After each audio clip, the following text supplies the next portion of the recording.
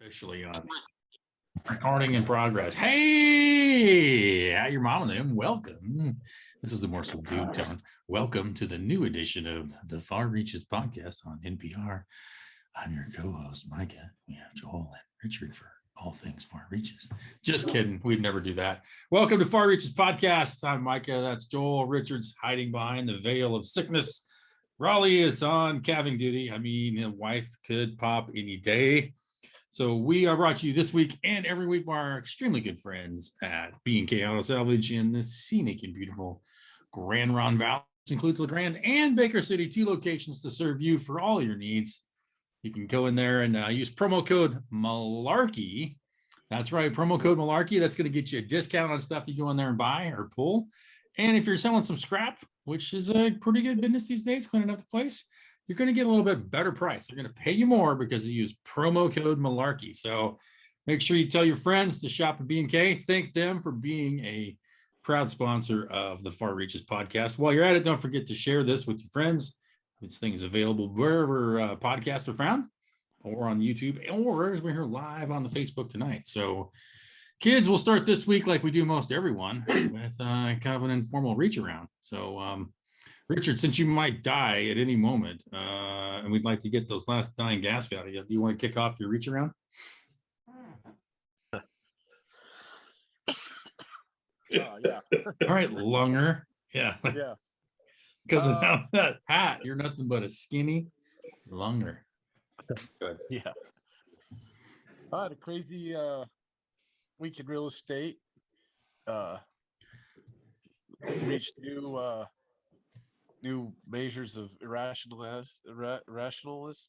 in people. So Gotcha. yeah, I lost a lot of sleep over that. That was fun. I really like deals to come together, and it's really hard on me when I can't logically figure out why they don't. And, yeah. So and I spent a lot of time going over in my head and over again where I screwed up and what went wrong and what could possibly be wrong with.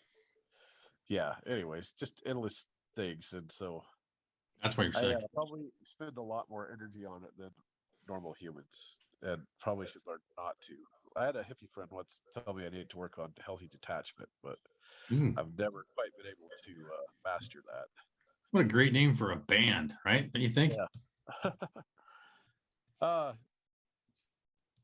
I got the grass-fed cattle off into Idaho, so they're on awesome. the second half of their journey.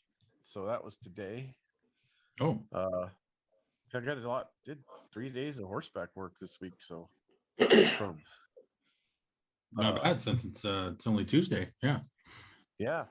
Anyways, but it's been like months since I was able to get on a horse, so it was it's been bad. Probably yeah. I haven't forgot how to do it, so that's good. You still have that nice horse we saw a while back, that one you picked up? He got hurt. Helene? Oh.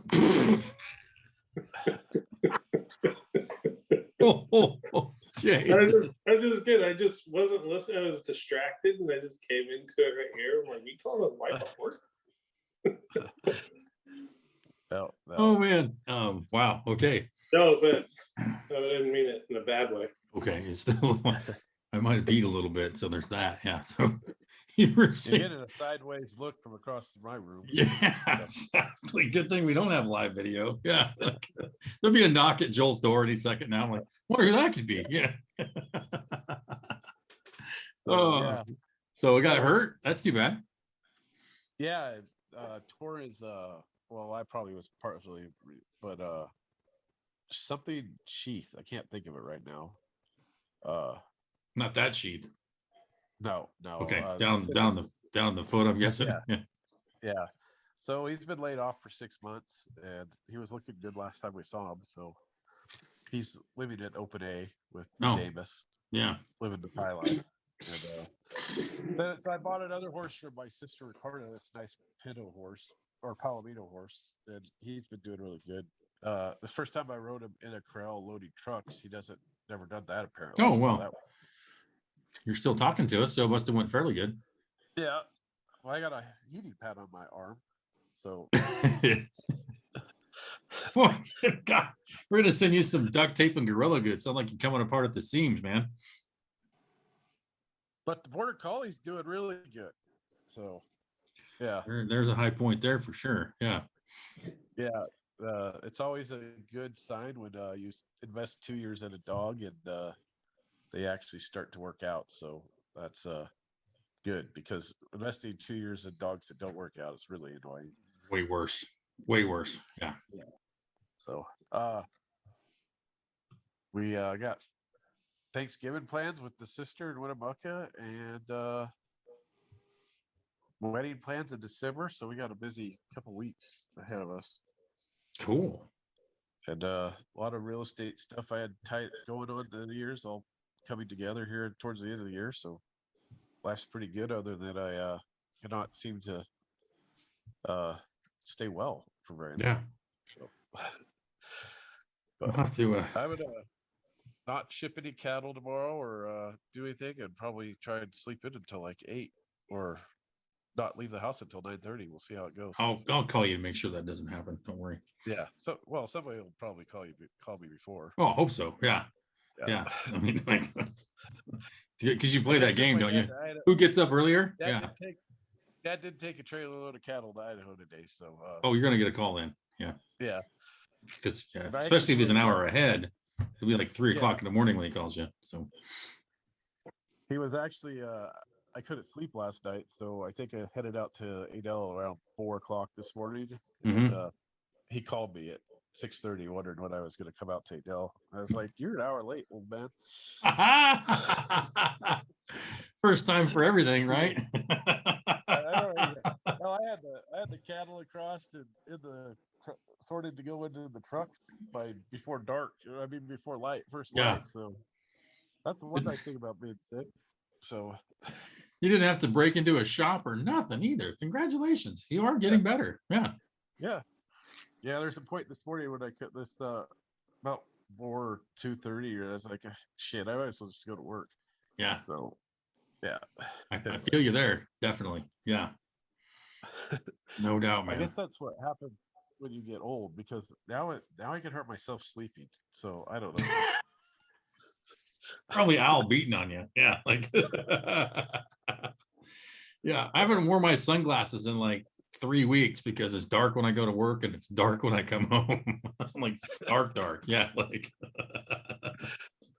today I got home early. I got home at like 5:45 when I saw like a little bit of sun as I sat on the back porch. But yeah. So yeah, you're right. It gets light earlier though, right? Affirmative. Yeah. Yeah. I've been waking up real easily at like 7 lately because I feel like it's super bright. Absolutely. Yeah. It's like 6:48 or something like that, roughly. Yeah, but hell, it'll be the shortest day of yours in February or December? December 21st, isn't it? Isn't that the solstice? Yeah, that day's like there's like 3 hours of sunlight that day. A little bit more, but yeah. Let's see. Well, I'm looking up on the old handy dandy. That's a good question. I'd be curious to know that. What's the sunrise like 6:55 tomorrow? It says so. According to the app, yeah. The golden hour is from 6:40 to 7:30. Yeah.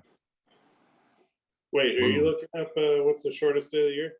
Well, how many hours? No, I'm looking up the freaking sunrise. Okay, so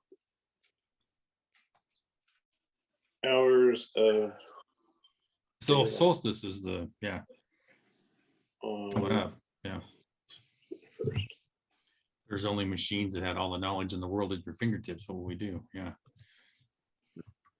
We could argue about it for 6 hours and drink a bunch of beer. That we could definitely do. That's when we don't write shit down. Yeah. I remember Who's the winner? That's the one thing. That's the worst thing that happened to the internet. I remember going to the bar. Oh, yeah. And we'd have a disagreement, but nobody, like, the only way to settle the disagreement would be to go to actual physical library that had long since closed. Yeah, exactly. Yeah. So instead of knowing right immediately, you had to argue about it all night. And like you'd stop arguing about it, then it'd come back up. Somebody'd bring it and back argue up. about it Dan some more. Albertson. Yeah. And it was actually more fun, never knowing. Than now we don't have that kind of a conversation at the bar anymore because No, it was solved the right art there. of the logic. Like, let me walk you through this. So, do you agree X? Well, yeah, of course. Do you agree Y? Well, yeah, I suppose. Then what about Z? Hell no. Like, what? That's the natural progression of the argument. Like, yeah, it was. Remember, we almost got kicked out of the Long Branch for. I was trying to explain terminal crossbreeding, and Jeannie, the little 3-foot bartender, was like, "You're using too foul language, Mike. We're gonna have to ask you to leave." And I'm like, "I'm in the freaking Long Branch, dude. What do I have to be saying here to get kicked out?" But terminal crossbreeding does it apparently, especially when I'm trying to explain it to Bradbury. Yeah. So one of my random memories. I have a divergent. We have divergent perspectives on terminal crossbreeding. This was like 15, 20 years ago. Yeah. But Micah's is right. I know. One of my favorite memories, though, because like Jeannie, when she would run the cash register, she couldn't hardly even see in it. That's how short she was. And then so she comes over and she's like, "Micah, you're gonna have to control yourself. You just can't have that kind of language in here." And I was like, Jesus, where am I? I think I'm in the back room of the Long Branch, but I wasn't even out front. But anyways, I still laugh about that. Yeah. Can you define real quickly what terminal crossbreeding? Oh God, we don't want to go there. No. Briefly, I just want. What is that? So it's when you got an older cow that's probably not going to make much more in your herd, maybe last year.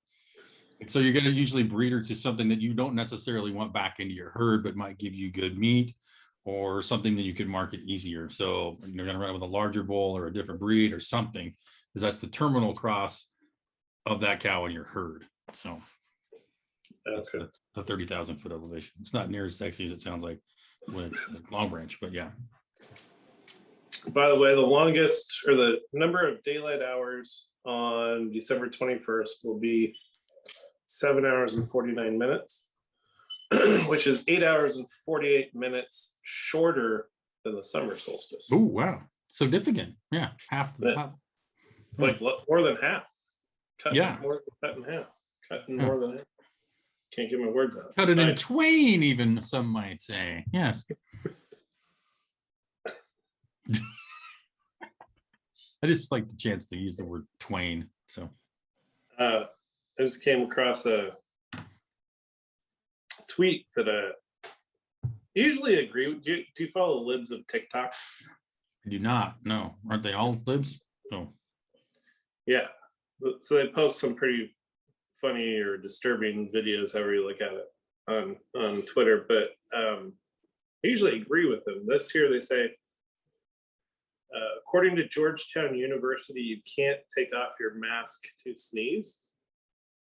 So somebody in their class just took off their mask and sneezed, and they wrote a letter that like you have to keep your mask on. And like the comments agree with that you shouldn't take that's the point of the mask, right? What's the thing again? That you don't have to take your mask off to sneeze, or you should? Well, if you were to apply it, okay, the right wing would say you should be able to take off your mask if you have to sneeze. And then liberals are saying you need to keep your mask on. And I'm like, yeah, I kind of agree with the liberals. And that's the entire purpose of the mask, right? I don't want to get into that point, but it's to stop like the big droplets. You think it's gonna stop it from coming out like right into the mask, and then you got shit all on the backside of it? Like, fuck no. If it works for anything, all it works for is to stop big droplets. Big like honking loogies. But what's wrong with like just sneezing into your sleeve or whatever, like you're supposed to do now instead of your hand? But yeah, I'm not gonna look down on you either way. I'm just gonna be like, it's kind of weird you sneeze right into that, and then it's like here, like no thanks, sorry. I don't. That seems very unappealing to me. But to me, it seems like it's kind of like you're walking around with your mouth in your elbow, and then when you go to sneeze, you like move your elbow and sneeze. It's the same idea. Well, you got your diaper on.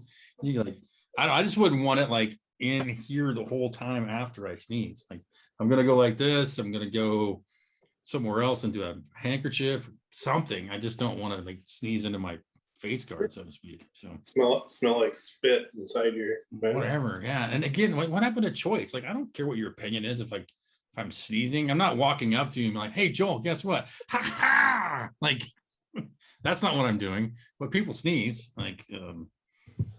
they shouldn't have the freaking mask on to begin with if they don't want to. So every time I go into sunlight, I can't stop sneezing. yeah. What is that from? That's a condition. It's called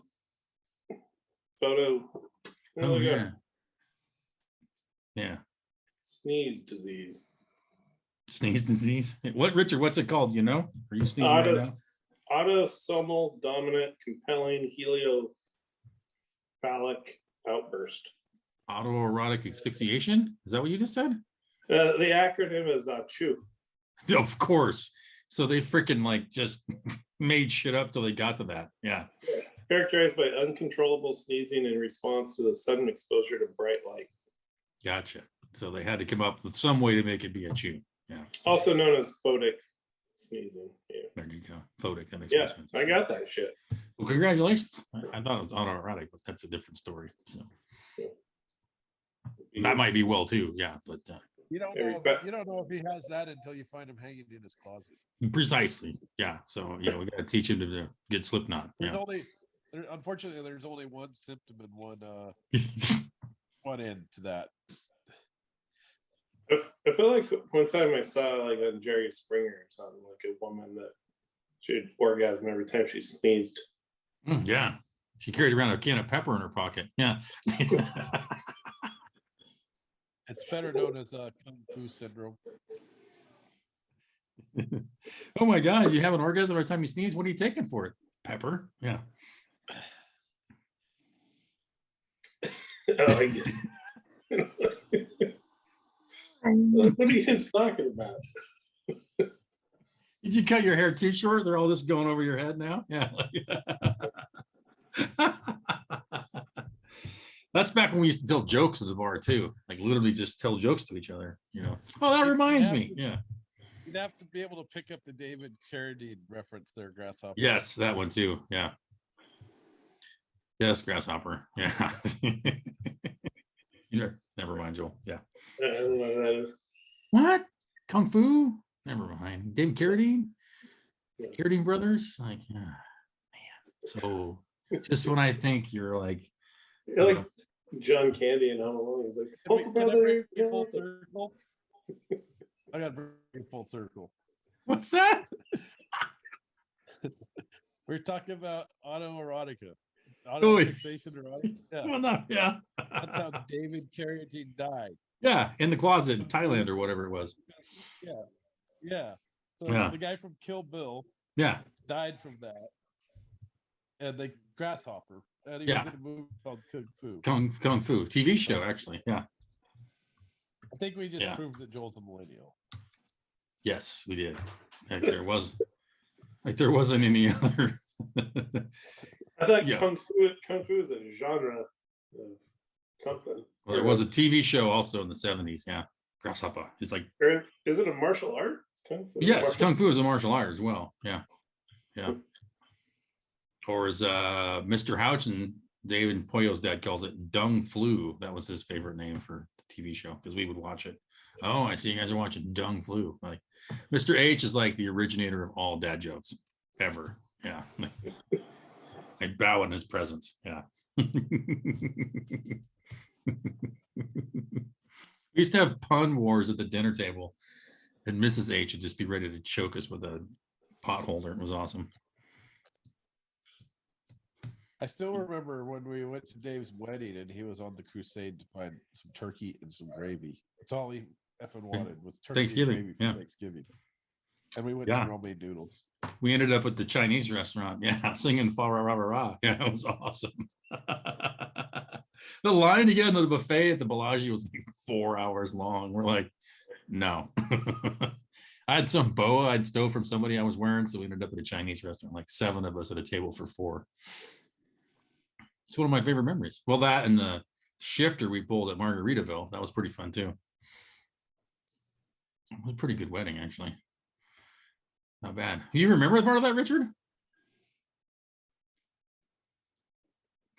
I remember parts of Margaritaville. We were all crystal clear memory is probably learning that we had a $900 tab at Nine Fine Irishman. Jesus, yeah, we almost shite ourselves. Yeah. They just opened a Margaritaville in Times Square. Oh, no kidding. Probably afford it. But. Yeah, we had a good time at the one in Vegas. Yeah, Mr. All the Houchin gang, big Jimmy Buffett fans. Mr. H used to write like the Coconut Telegraph, like the Jimmy Buffett like newsletter for the fan club or something. Anyways, yeah, big Buffett fans. So of course we had a good development. Yeah, so we were at Nine Fine Irishmen. Like one of the mornings we were down there, me and Bradbury and Fester, and we're definitely a little slow this morning. So we're sitting there and like by the fire, some vitamin G, having some dinner or some breakfast, whatever the hell it was, some kind of food, drinking pints. And this dude sits down at a table next to us and gets like this massive, like, I don't know, 30 some ounce pint or whatever. We're like, dude, we want those.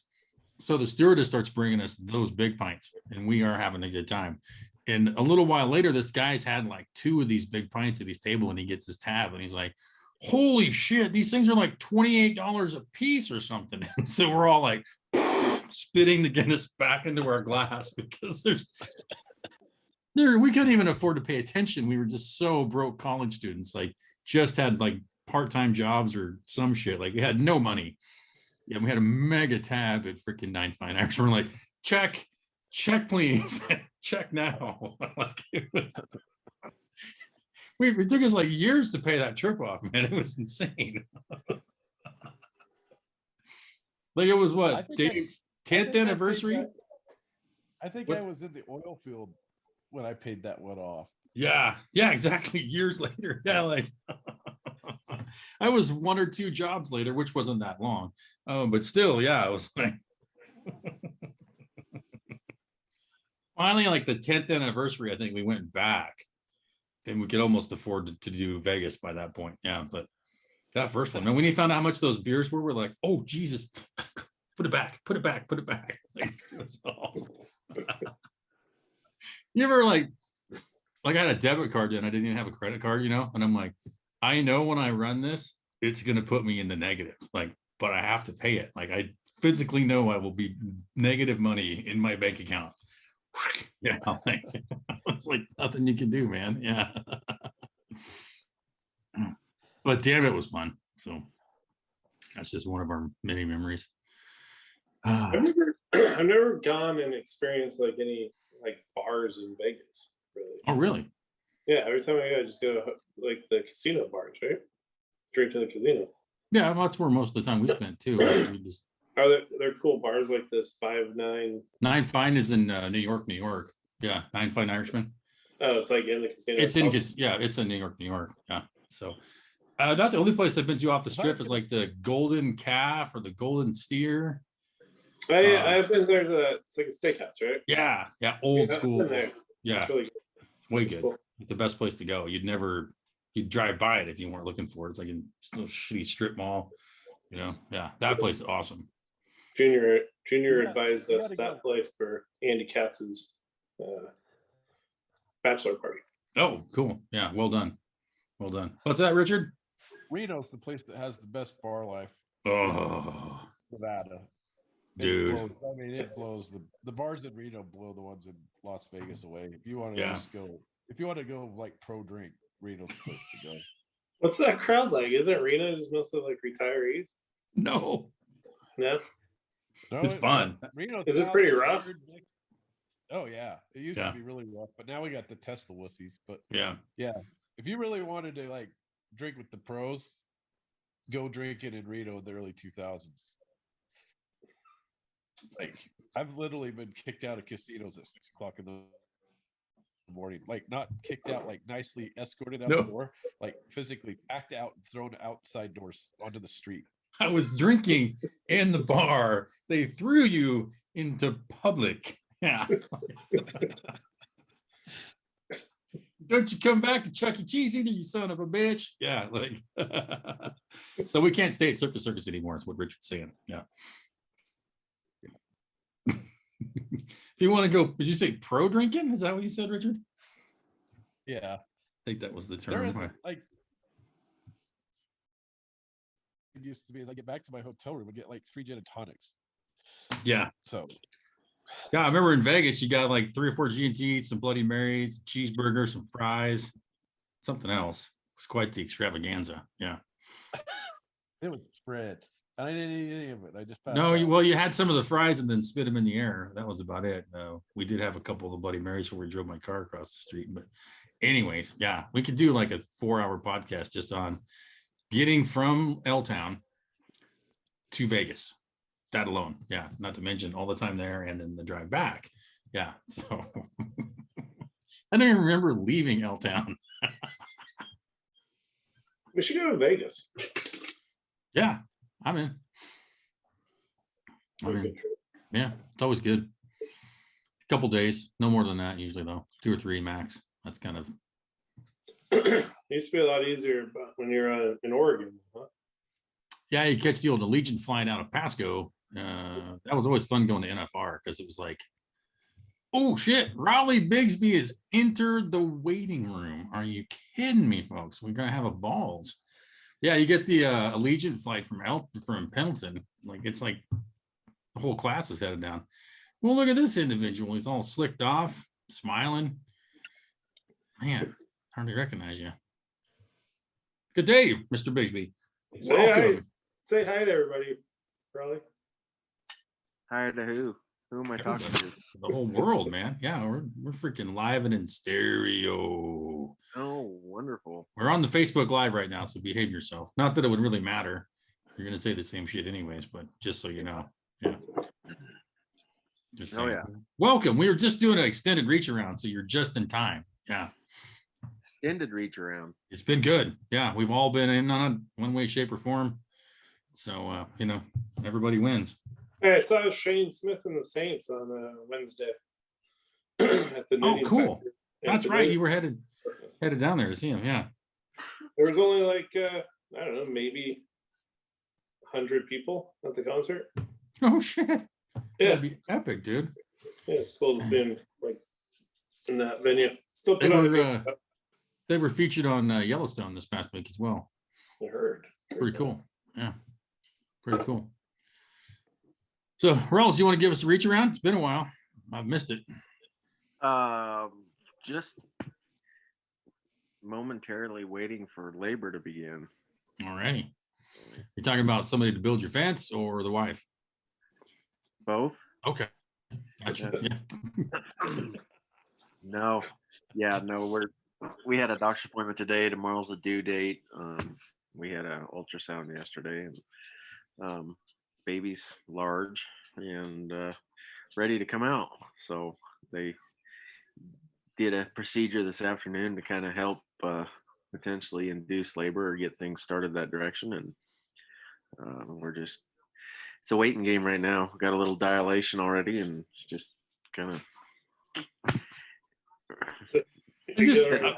I have to laugh because of this, the information people share about pregnancies. Like, people think it's all right to come up and like touch a woman because she's pregnant. And then we hear, dilation, like, 2 centimeters or whatever. Like, I've taken your word for it. There's no fucking doubt about that. Like, congratulations, but yeah, I'm over here. So yeah. It means that we're within a couple days at the latest probably. So, yeah. But Kelly's probably ballooned up to what, 119 pounds, maybe 120. She exceeded that, yes. I didn't mean to get you in the ditch on that one. I'm sorry. I won't talk any numbers, but her eyeballs when she stepped on the scale at the deal today was good watching. So good watching. Yeah. All right, 125. Yeah. All right, cool. Yeah. That's why I made sure to note that the baby's big. Absolutely. Yeah. She should have checked her EPDs before she got tangled up with you. Yeah. Well, the interesting part about that is these late term or full term ultrasounds they can actually vary a pound with their diagnosis. They just So anywhere from 9 to 11 then is what you're expecting. Well, high sevens, then high nines. So, Okay. Yeah. We'll see. Well, I don't know what to expect, so I'm just kind of sitting back with a catcher's glove.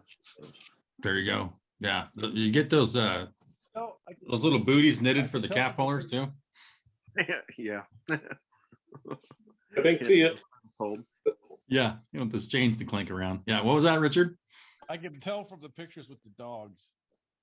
The dogs are really in tune to Yeah. the Yeah. yeah. Oh, It's true. yeah. Those dogs are a pain in the ass. No. They're They constantly. adore me.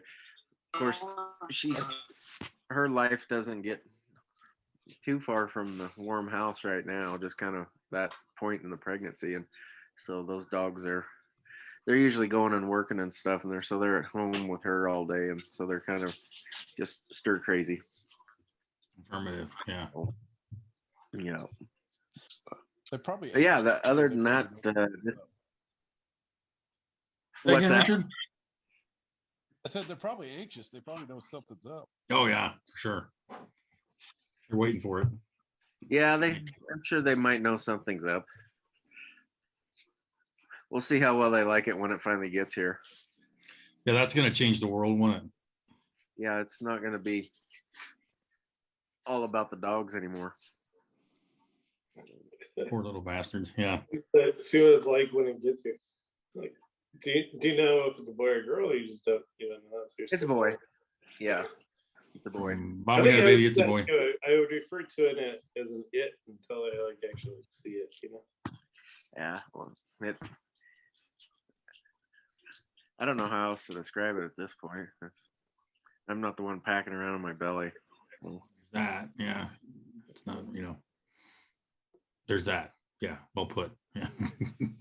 Other than that, just kind of gearing up for winter. Trying to stay ahead of everything with the cattle and whatnot, and allow for a little free time to kind of focus on this for right now. Absolutely. Yeah. Absolutely. Yeah. Coolio. Mr. Joel, it's a tough act to follow, but you want to jump in on the reach around after Ralls? I thought I already went to that concert. Oh, yeah, you kind of did. Yeah, I didn't realize. You sort of just like weave in and out of the conversation, so I wasn't sure if that was the official. Yeah, that's the only thing remarkable the week. It's a concert. That's a pretty good deal. Yeah. Yeah, it was great. We were going to go up to Connecticut on Saturday for my cousin's first birthday. But then on the way there, they texted that it was canceled because he threw up. Started partying too early? Is that what happened? Like too much cake? Well, I was just Like, don't 1-year-olds throw up every day. like he wasn't even gonna know we were there anyways. You could just put him down on the bed and we can come say hi. Like seriously.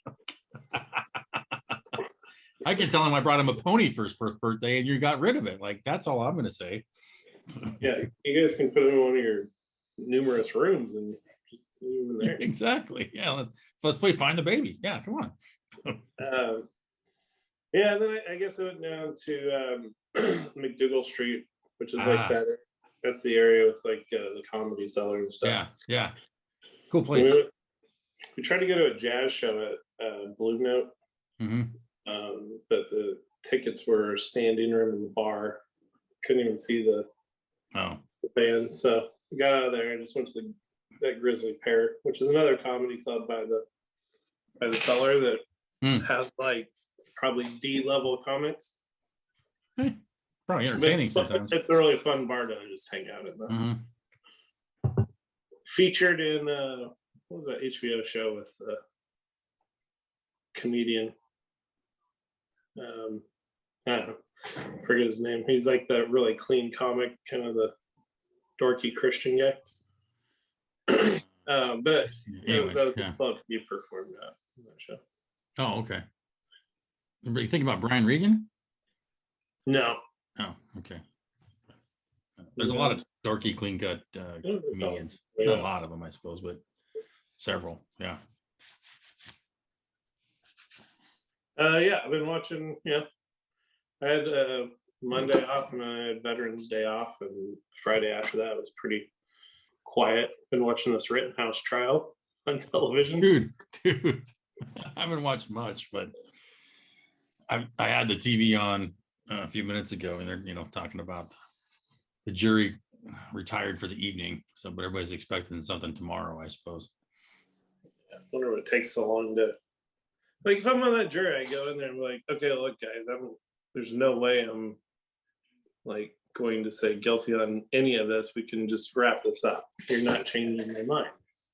I saw scuttlebutt online, and God knows it's obviously true then, that like there's at least two jurors are worried about repercussions to them on how they vote and being threatened and losing their, like all the things they could think of the worst thing. So yeah, they're getting threats. Yeah, it's crazy. Yeah, for basically all the. Should we talk about this now? It was one of the topics for the show potentially, but you can say I don't care. What's that? Whatever you want to do. No, I think it's good to talk about. Yeah, you got anybody else been following it much? Ralls, Richard? Yeah. Yeah, I got a pretty good idea what's going on.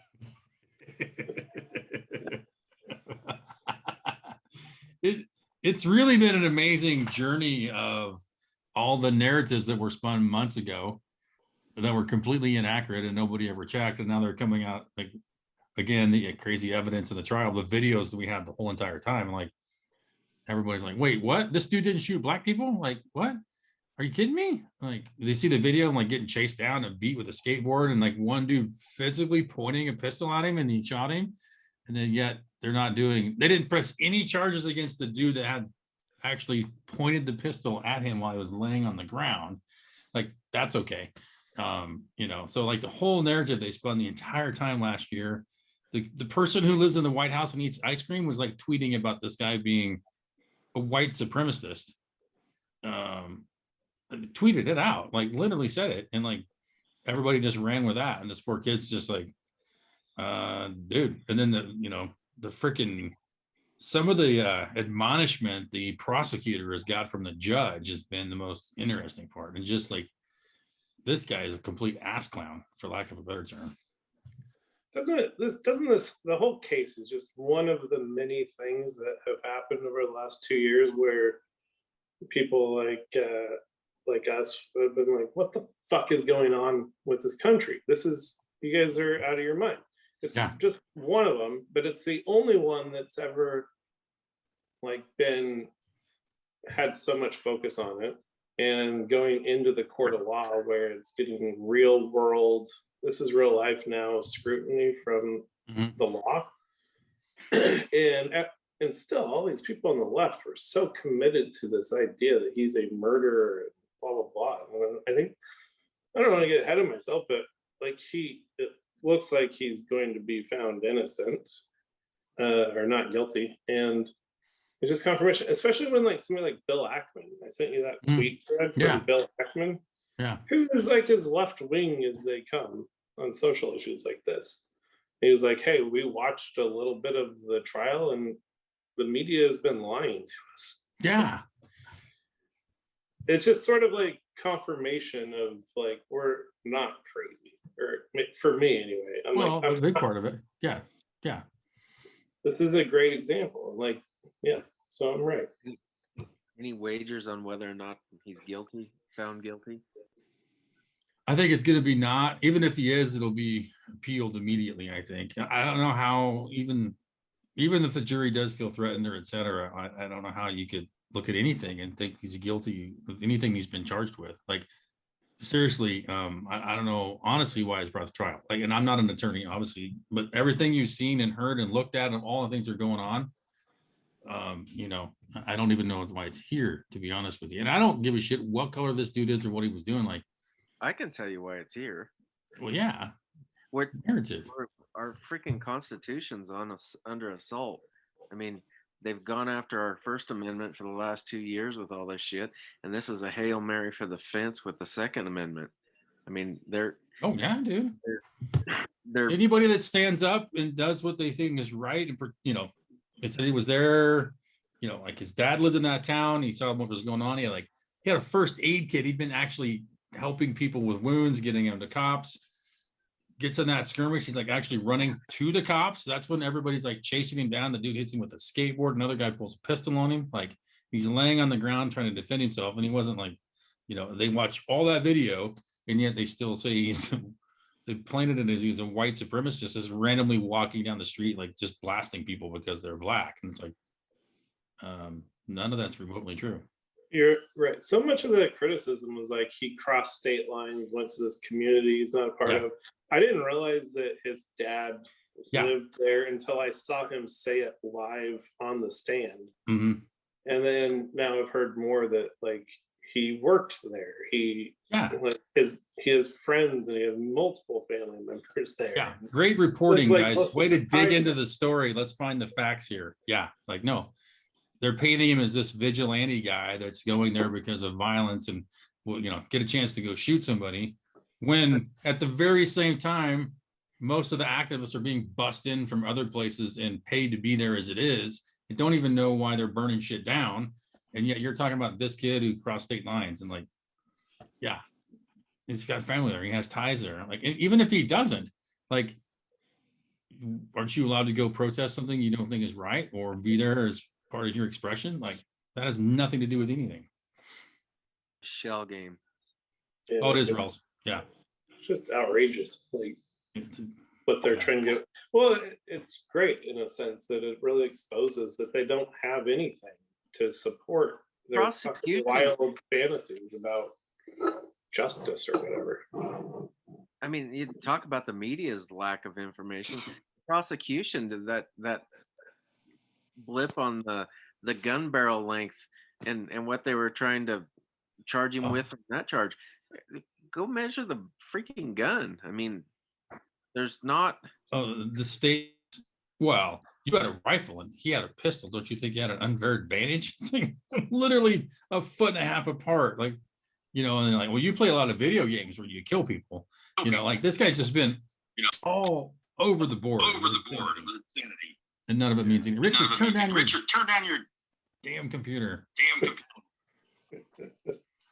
Can always tell when Bradbury is listening to it on the other channel. Yeah.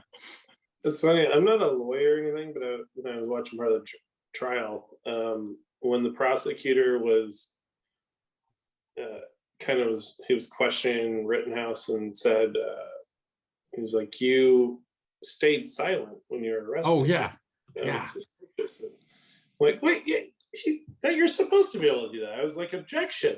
You have the right. And then the judge like yelled at him. Oh, he shredded his wheat, dude. Yeah, like absolutely shredded his wheat. Like he called that into question and he told him not to. Like, dude, you can't go there. Like that's his right. That's what everybody does. That's what anybody with half a brain does. Like, I don't have to say anything. Like, I'm not going to say anything until I talk to my lawyer. Like, rule number one, man. And the guy was trying to make it look suspicious because he hadn't said anything. I was like, yeah. I would have liked to have seen Binger, the prosecutor, go, like, I object. And then the judge says, on what grounds? Because it's terrible for my case. Yeah, exactly. Was it liar, liar, or whatever it is? Yeah.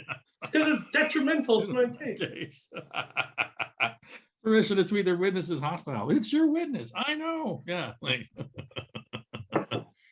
how that guy is going to have a freaking job or a law degree after this, I don't know. Like absolute travesty of law. Like, what was the chick that ran the OJ Simpson trial? Like she took a beating because she looked pretty stupid overall. I'm like, this guy, complete flaming ass clown, like the likes I've never seen, especially as a prosecutor, for God's sake. He's like, you can find a better attorney and a freaking community defender, for God's sakes. Like, seriously. It's like, oh, they kicked over a porta potty, set it on fire. A little burnt the trailer. Like, oh, and he said the N-word. Like, dude. These are all terrible things. Yeah.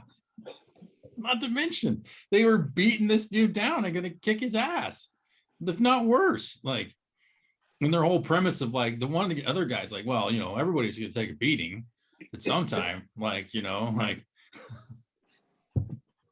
what? I've never taken a beating. It's like I had it coming. I was there. Everybody's gonna catch a beating, like, and what did he say? He was too cowardly to hit him with his fist like a man or something, like he's pulling out in his arguments. I was like, oh, so now there's gender. Oh, I get it now. Like, what the fuck? Went hard right wing narrative real quick. Too cowardly to hit him with his fist like a man. He's gonna shoot him. I was like, I don't know, man. I've only watched like 5 or 10 minutes. I've seen the highlights, but yeah. Ralls, you been watching much or listening? Not really. Catching a little bit on the news, but I don't know. I don't think any of it. Why it even was a case and went to court is beyond me. Other than there's a narrative they're trying to hit on the Second Amendment. Mm-hmm. It's the only thing I can figure out why this got pushed into the courtroom. Absolutely, yeah. But even like, there's got to be better cases, honestly. Like, I mean, no doubt about it. It was a white guy. Yeah, that too. But Is that Richard? The white guy's just It was the white narrative is just a tack on to go after the Second Amendment, because we, anybody who believes in the Second Amendment is just a radical, Mostly racist, probably. Yeah. Yeah, and Never even considered that was why they were doing it. Say again, Joel?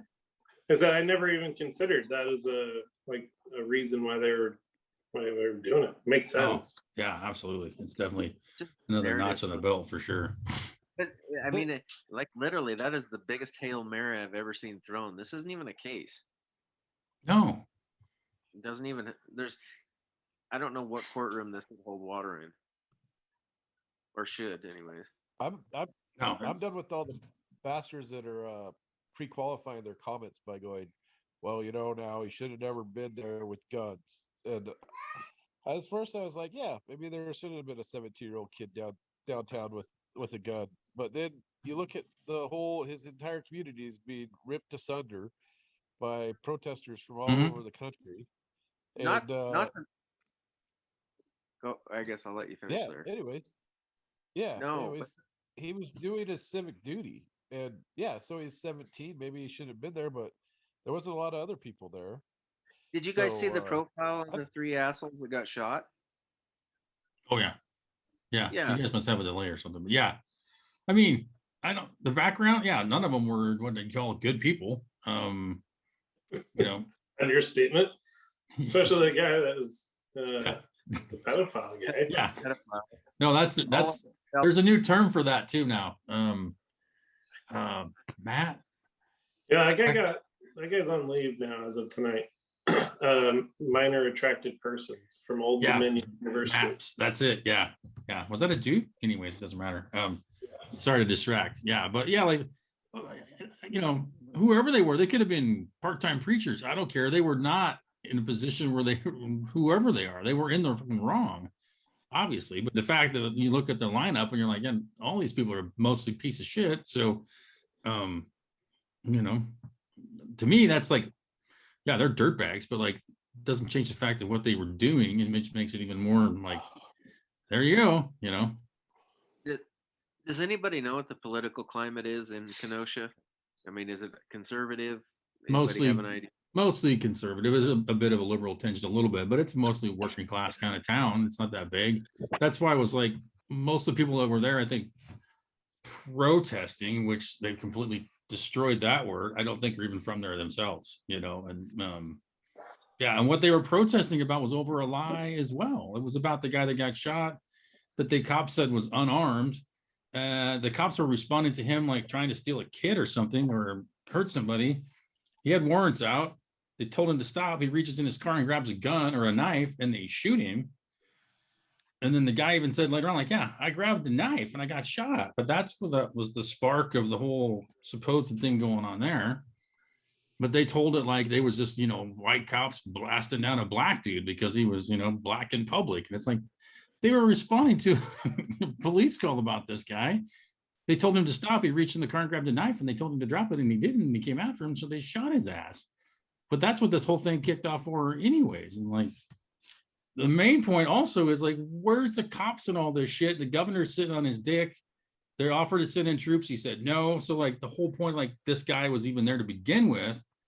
is complete bullshit. Like, he shouldn't have had to be there defending the car lot or whatever. He was doing medical first aid. A lot of people were getting hurt. Like, he had his first aid kit with him. Like, that's what he was doing.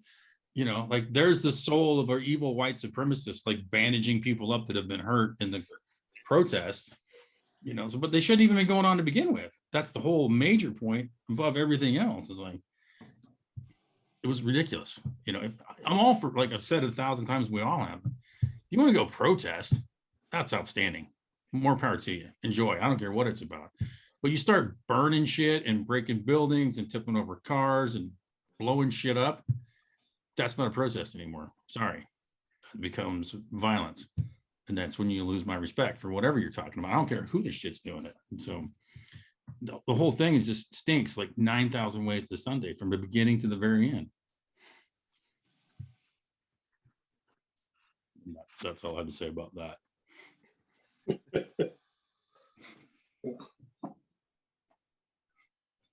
Richard, what's your insight, Bradbury? You've been kind of quiet. Oh, I think it's I think that this is and I know most of the boomers I know are really good people, but I have never seen a generation of politicians more willing to sacrifice the youth than this generation. Well, you see it with the masks. You see it with indictment of a 17-year-old. Not only an indictment, but a sensationalized trial with a 17-year-old kid. Mm-hmm. I mean, yeah. In the past, if we had real leadership in the country, there would have been a little bit more discretion, and this probably wouldn't have even been a public trial. I agree. Yeah. So, and then the other thing I think that sort of slipped under the radar this week was James O'Keefe and the FBI raid. Oh, dude. Yeah. Absolutely. That's a direct assault on the First Amendment. And when you hear that he turned the diary in last year and never ran a thing, he never used it to make news, turned it in to the authorities and gave the guy that sold them the diary. Yeah. And then he gets raided over the diary, which and then they took his 2 of his iPhones with all his source notes on it. Mm-hmm. So I think that why we're distracted by the Ritterhouse case, one of the biggest real miscarriages of justice is going on right underneath our nose. Could not agree more. So if that's the case, that's a chain of events. How did the blurbs come out of the diary if he just turned it over? Who released that information? Like, there's a part of it says like she's talking about how she was taking a shower with him. Yeah, that's the killer part. The FBI leaked it. It's like that thing about, the FBI shows up, undercover FBI shows up to bust undercover FBI selling drugs. Like, yeah. All right. I didn't. Okay. But even if he did, like, I don't know how they got it or what they did with it or whatever. Like, that's still no reasoning to come do what they did at all. And then go through all this stuff. And, like the biggest sensationalism they found is like, Veritas, very careful not to break laws when I'm going undercover. Like, that was the story they ran. Like, but they spun it like it was like bad. Like, they don't want to break the law when they're going undercover. Like, I don't know. Can you go steal stuff from people and then? I don't think they stole it. Yeah, I don't know, Joel. Implication. Right. I think that's what they're implying, that he stole. What's that? I think they're implying that he stole it. Right. I think. Yeah. Richard, you got any more insight on it? You're on mute if you do.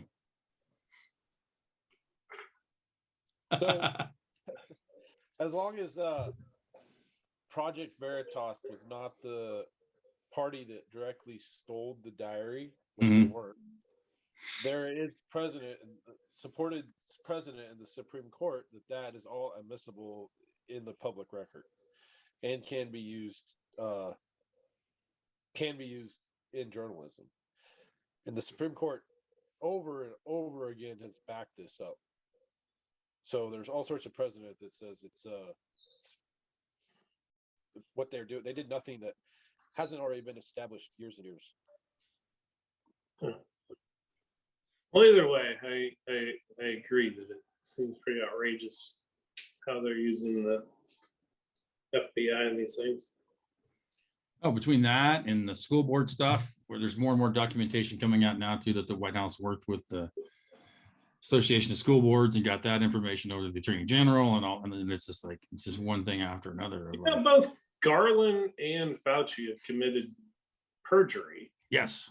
That's like, yes, on the record, there's recorded. I thought that was like, aside from murdering somebody, that's like the worst thing you could do in life is commit perjury. Basically, yeah, people have been impeached for it for sure and sent to jail and prison and everything else. Yeah, some people, they kick your door in at 5 o'clock in the morning with the FBI and CNN on their case to record that. Yeah. So what's going to be fun is we're going to roll right in from Rigger House into O'Keefe and into Bailey. So I think that it's going to be a long, tough winter for the Liberals because they really, I think they really stepped in some high-powered people that were, if they would have just left them alone, would have probably would have been smarter to leave Steve Bannon and James O'Keefe doing what they were doing. Yeah, I think so also. Veritas has their shit together. I know that just from how they've done what they've done in the past and how they respond to things so hopefully that just shreds their wheat. But it's just and even a lot of people what we consider on the left are like, hey, this is a huge violation of everybody's First Amendment rights. Just because it's them now doesn't mean it won't be you soon. Like we've said the whole entire time about everything is you say what you want about it, but eventually it's going to come knocking on your door and then you're not going to like it and it's going to be too late.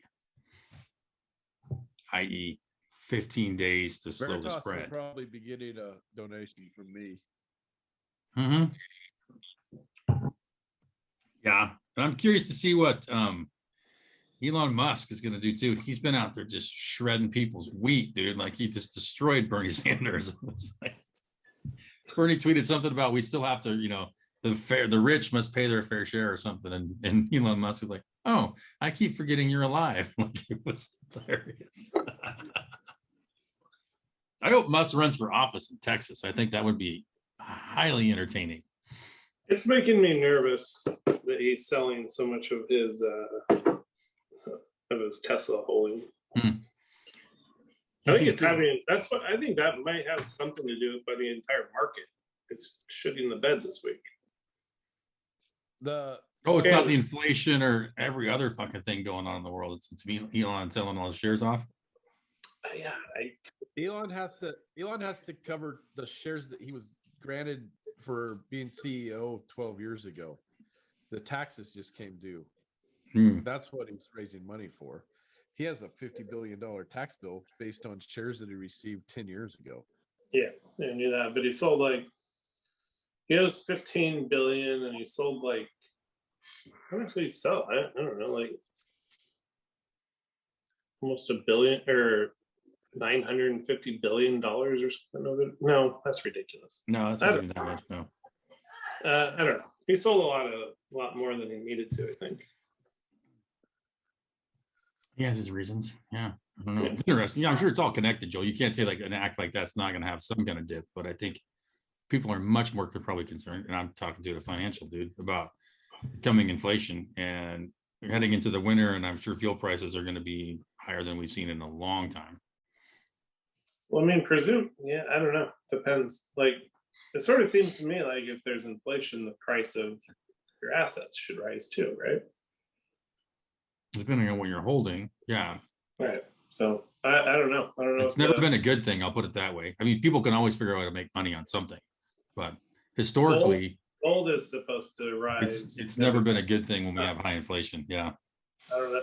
I don't think anybody knows what will happen. People have their theories and they're making their bets, but I don't know. Yeah, I mean, we've seen the 70s with the gas crunch and all that and the chaos of Mr. Carter. There's a pretty good roadmap of what massive inflation and gas shortages does to an economy and the world. So there's a reason people talk about Jimmy Carter doing fucking Habitat for Humanity. There's an Elon going to debut in 2022. What's that, Robot Man? What'd you say?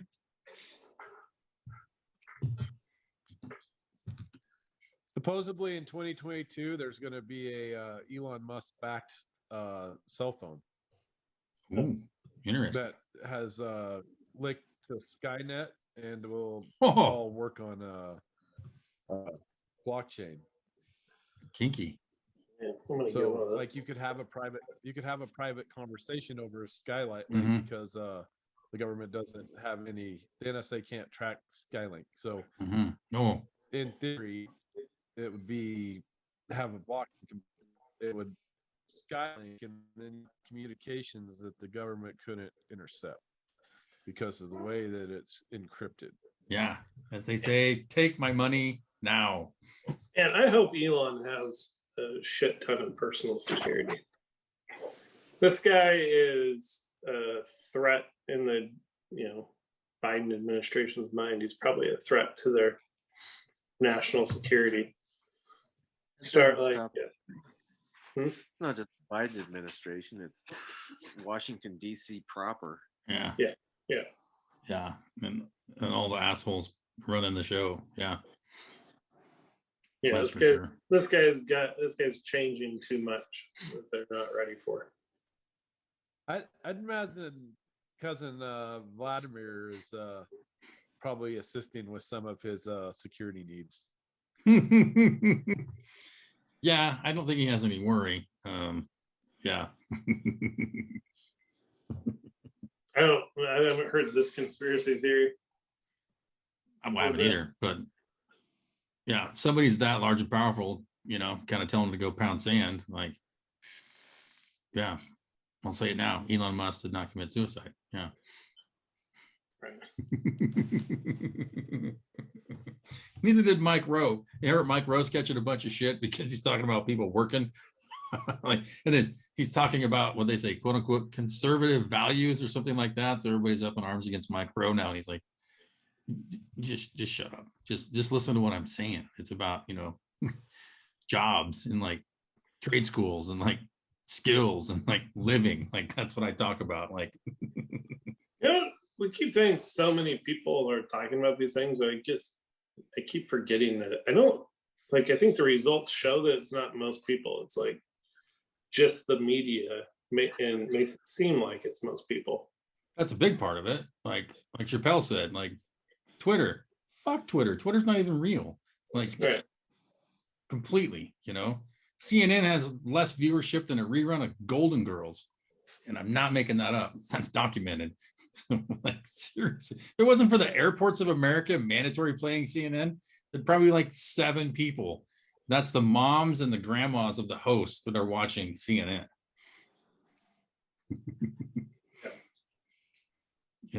I don't trust any news outsource at all, really.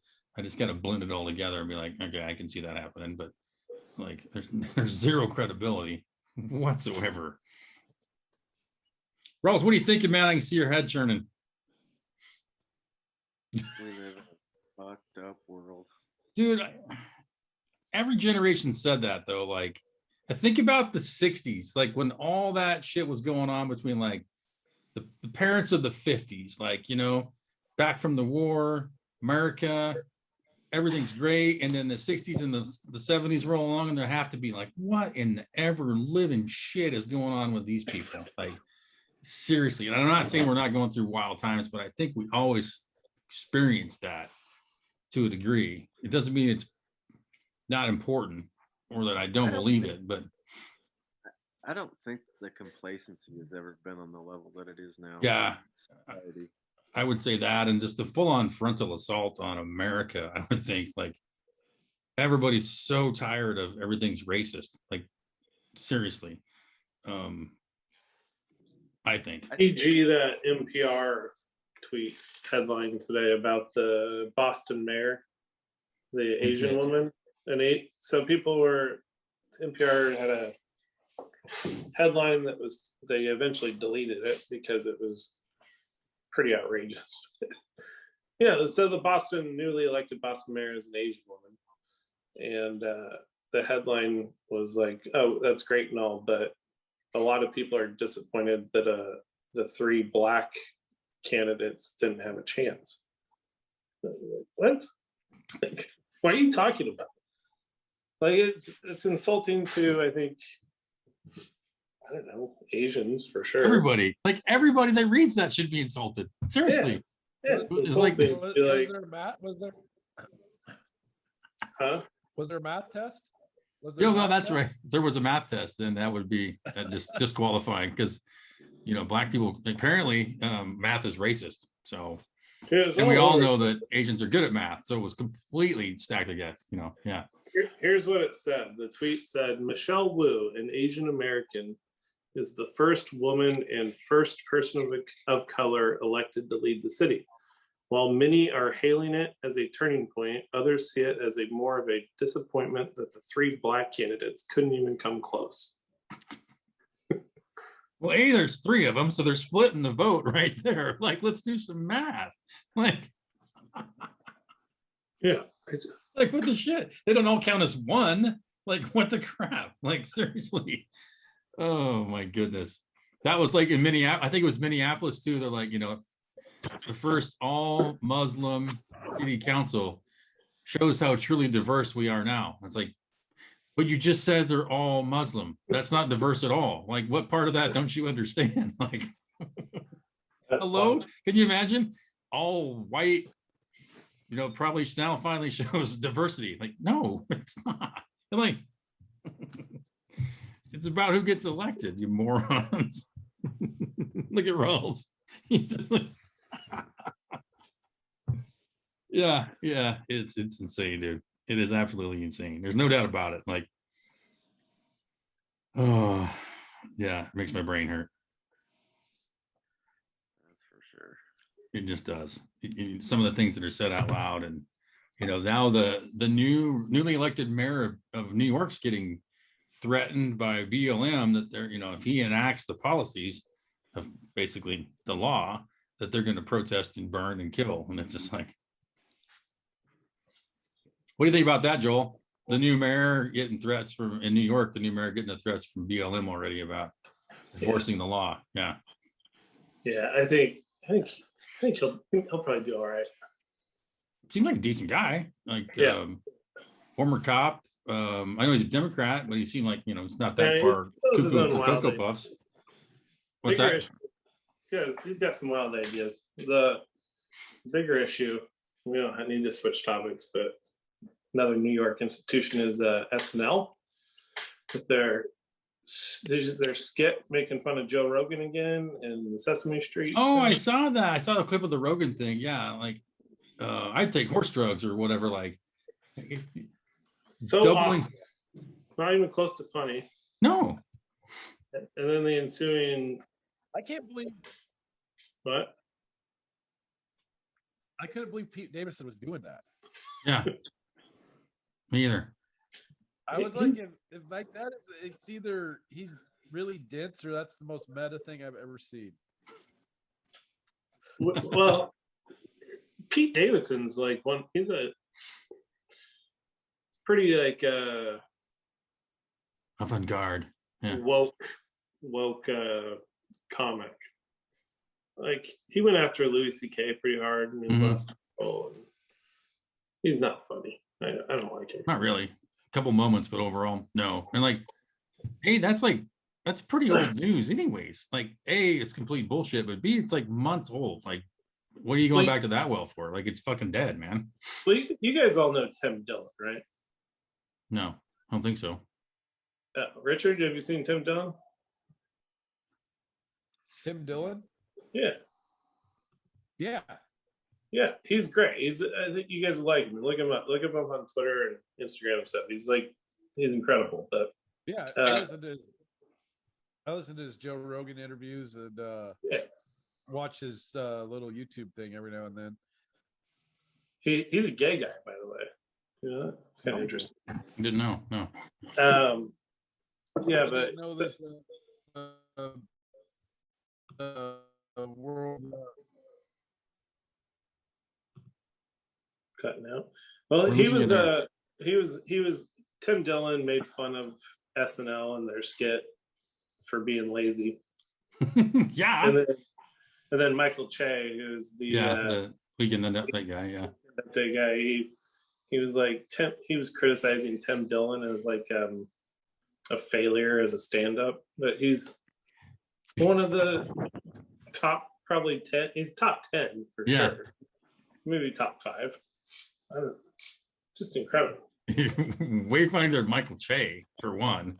Michael Che is pretty. I've seen Michael Che before. He's pretty good. I didn't think he would be okay, like, but I watched part of one of his deals, and I'm like, it's all right, but I wasn't like, that dude's funny. Like that guy, he's gonna rock. Like he was featured on Bumping Mics with Jeff Ross and Dave Tell. One of those episodes on Netflix.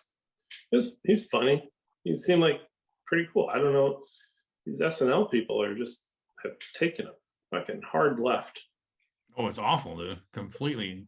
Like the whole point about SNL was being like irrelevant, like irreverent is what I'm trying to say, not irrelevant. They're definitely irrelevant now, but like being willing to poke fun at society that was going on, no matter who was doing it or why, because it was like topical and like fresh and like funny, pointing out the funny in everything, or the hypocrisy or the idiocy, like, but now it's just like it's a sad little left platform. It's just weak, dude. It's so weak. It's weird that they're doing it. I don't know what the game plan. There's got to be people in the business that are like, this isn't the best thing we could be doing. No, totally. Yeah. There's got to be a reason why they're doing it. It can't be financial reasons. They are committed. I'll give them that. Yeah. They will double down and double down and double down and double down. Yeah. Until it pretty much implodes, and then they'll probably get some more funny people back in and do something else. By then, there's going to be Republicans more back in office, so they'll have something else to laugh at. But like, sad. It is like, I saw that Joe Rogan thing, and I was like, well, how long ago was this? Well, that was this past weekend. Like, oh, that's just weak, man. Weak. Yeah. Anyway, sorry, change the subject. No, it's a good one though. Again, it's just pointing out like I call it like the emperor has no clothes kind of thing. Like people like pointing out like, look, this is stupid. This is lazy. This is not true. This is not funny. Like, call me what you want, because I disagree with you doesn't make me an evil person in any of these other ways. It just thinks I think you're full of shit. And I disagree. We can talk about it. We can still be friends. Doesn't mean I'm evil. Doesn't mean you're evil. I just think you're stupid. That's all. Like, we've completely lost track of that. Raleigh, do you know a lot of people out there where you live that probably don't pay a bit of attention to any of this stuff and just happy as can be? And do those people exist anymore? They do. And I'm not going to say to a certain extent, I don't fall under that a little bit. But there are people who are just living and going about their lives and doing what they're doing and getting by just fine. But everything's so in your face now with social media, the world that we live in, that it's hard to avoid a lot of it. Yeah, to answer your question, yes, I think there are, Joel. Envy that guy a little bit. Yeah, I mean, I think we all are to an extent. I think I could do it if I wanted to, but I'm just not willing to do it. It's actually not bad. The guys like a cowboy with, they wouldn't know. They wouldn't know who Pete Davidson is. They barely know who Joe Rogan is. Yeah. They live very productive and happy lives. Completely, dude. Yeah. Like on the grand scheme, that doesn't matter. But on the other part, I think it's important that we do know who that is. And point out the hypocrisy, or at least make it part of our personal charge. It's still about getting involved locally. I'm gonna go back to that till my probably last breath. That's the important thing. All over. State, town, county, all of it. Yeah. It definitely starts to make more sense. I understand better people who used to never gave much thought, but Republicans, they're part of their premise is that more power to the states, less federal. And it's like, I kind of just never really gave it much thought, but now it's quite clear that that's what needs to happen, and that's what they're trying to overstep, trying to put themselves in everybody's shit. Yeah. I think there's maybe a bigger picture than that in play. that the focus from some of them is more of a world power than just a national power. Oh yeah, that's the dream. I think. Yeah, that's the dream.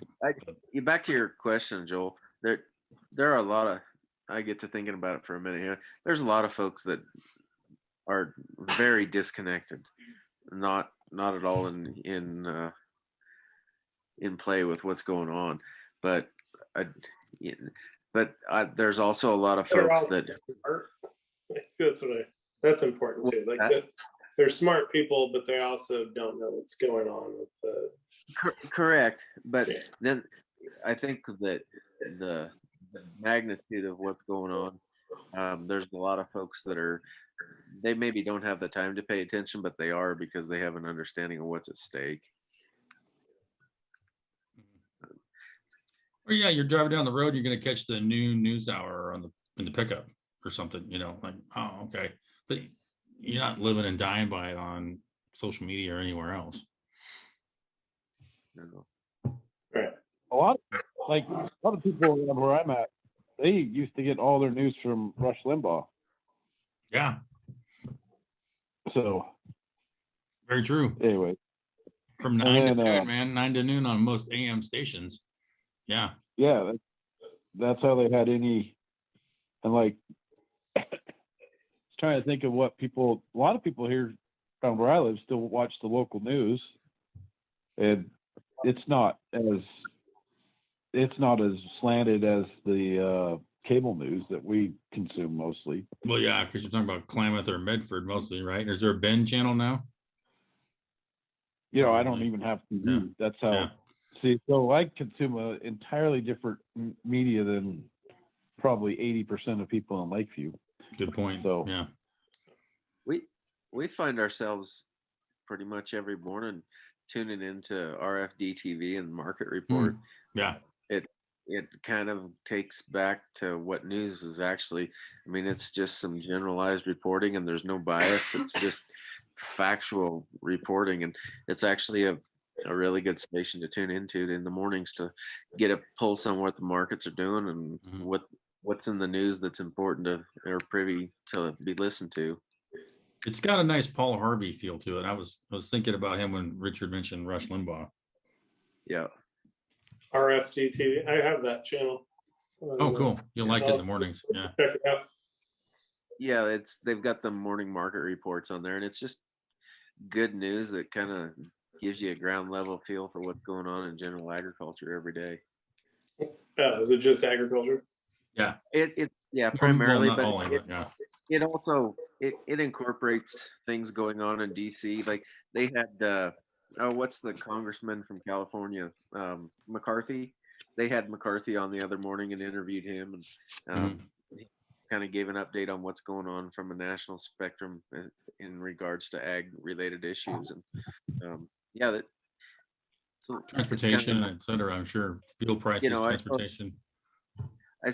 I suppose it could be called a conservative outlet, but it's just a real outlet.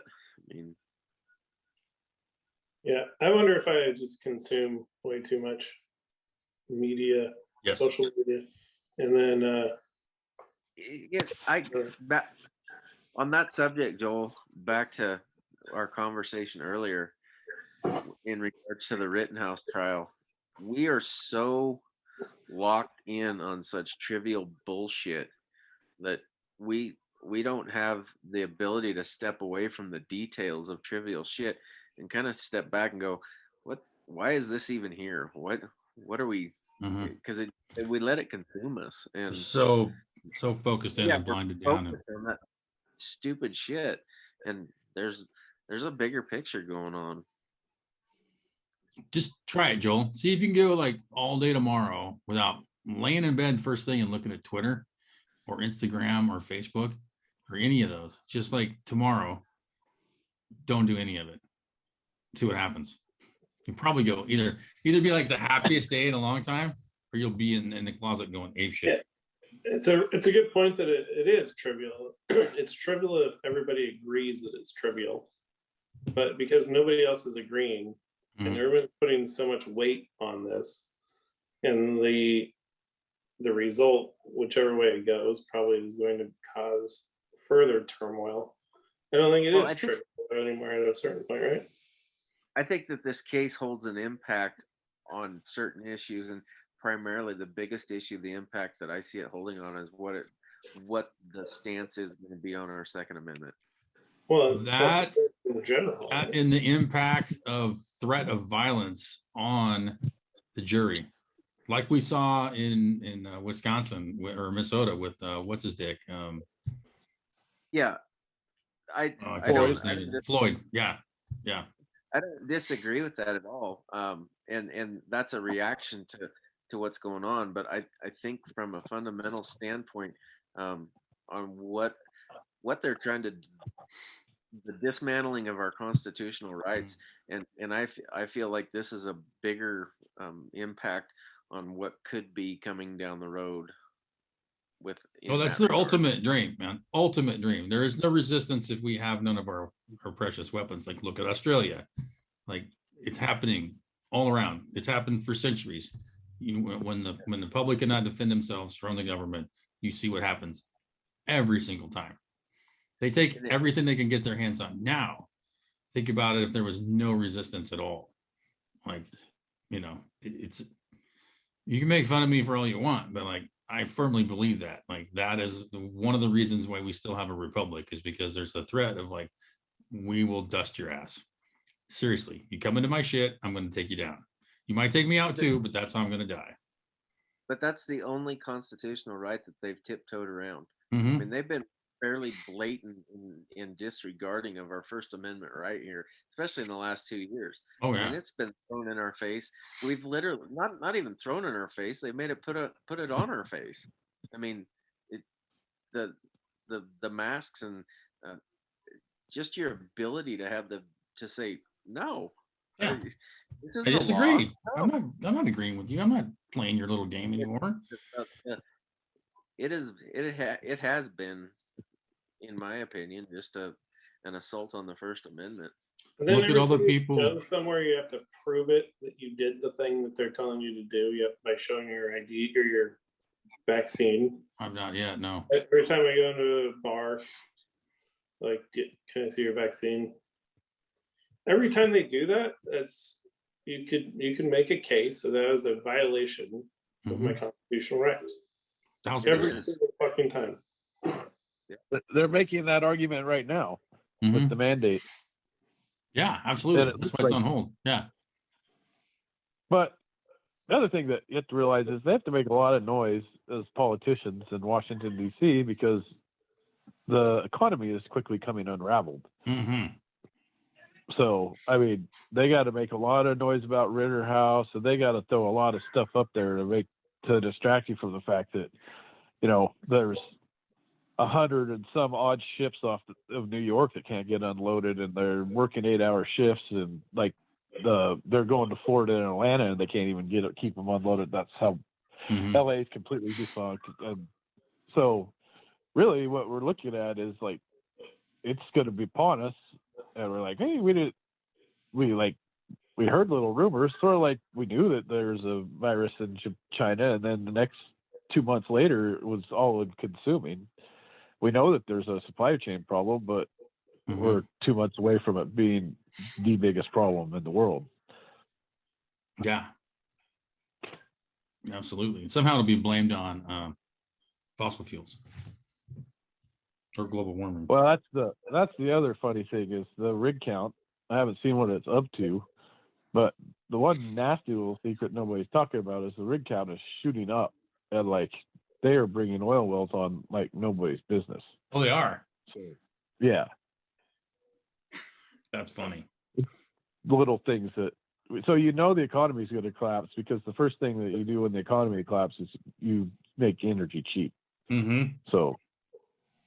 Yeah. Because there's no way out of it if we have to pay what energy is now. So we could see influx of 90 gallons a barrel oil, but we're 18 months from being drilled out of that. So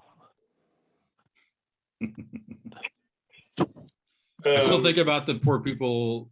We talk about First Amendment rights, all the people tied up in the January 6th thing too. People have been in jail since then. Not either, afforded any opportunity to. Yeah. Yeah. Like completely unconstitutional and a travesty of all things involved. Yeah. Rich, what happens in 2 months then?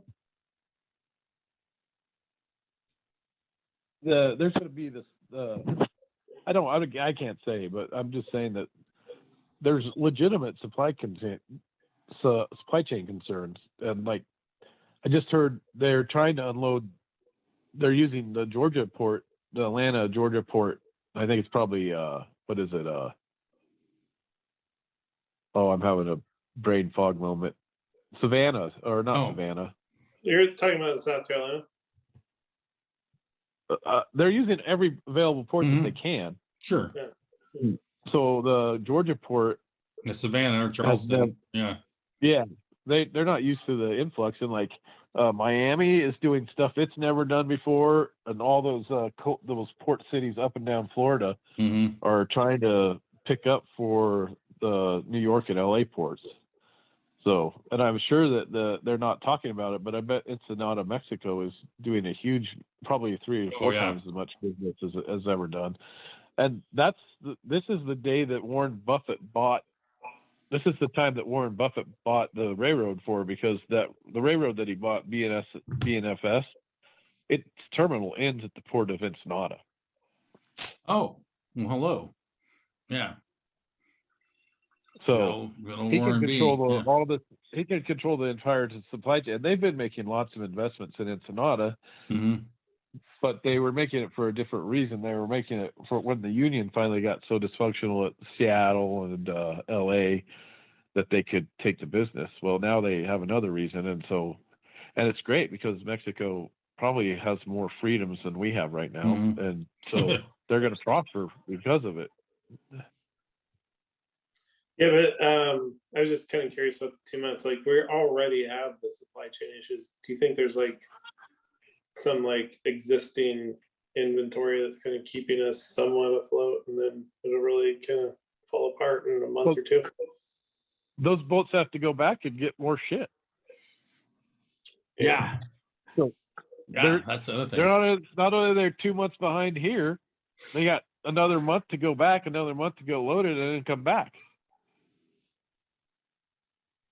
with stuff that we need, stuff that we needed 5 months ago. I got a question. Joel, how's that make you feel sitting in downtown New York City? New York City? Oh, sorry, I could not resist. Yeah, I don't know. I mean, I think about it a little bit, and I probably recognize that maybe I should probably think about it more, but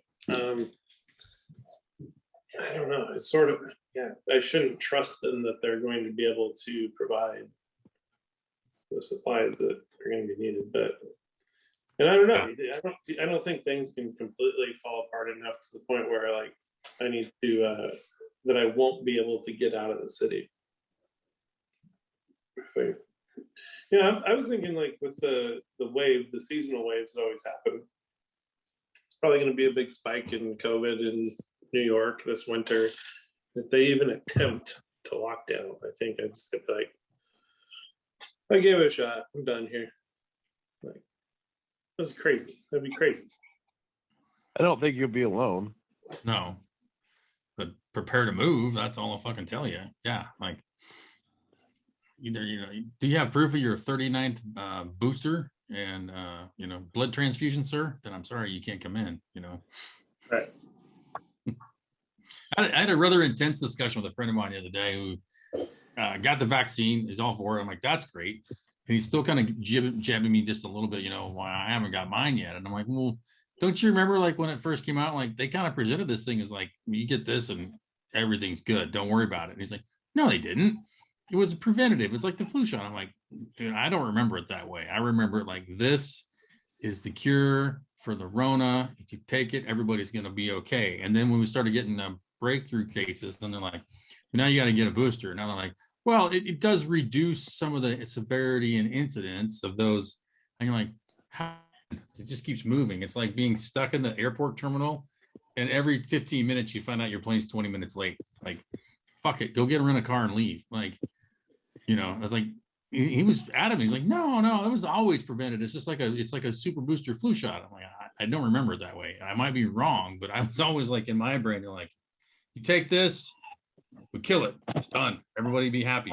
They never claimed it was 100% effective. No, I don't remember saying that. They clearly how effective it was. Yeah, precisely. And then you never heard either, like, if you get the shot, you could still get it. Like, I never remember hearing that out loud. They might have been like, if you get this, you can still get it. But it was never like, How could they have 100% guarantee on what it did or didn't do? They didn't have it in study time enough time to know what the hell it does. They just and it's gonna morph. It like always does. Like, that's the other main point. Virus, change. You can't. That's typical of the flu virus vaccine that they give. Yeah. By the time that thing starts on the East Coast and makes it to the West Coast, it's mutated, and that vaccine isn't generally as good on the West Coast. It doesn't. It's not like the polio vaccine where you get it and you're not going to get polio. Precisely. The difference between not getting the shot and getting the shot, there's only one major difference.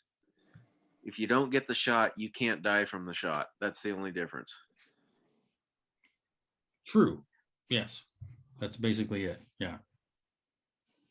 Might die something else, but you're not going to die from the shot. Yeah. Oh, did you guys hear this one? Then I think we should talk about Ghostbusters, but okay. not to do like a mic drop thing and then say, fuck, we're going to Ghostbusters. But you set it up. It's all yours, brother. Yeah. They're talking about the vaccine mandating the vaccine so that you can go to work. Mm-hmm.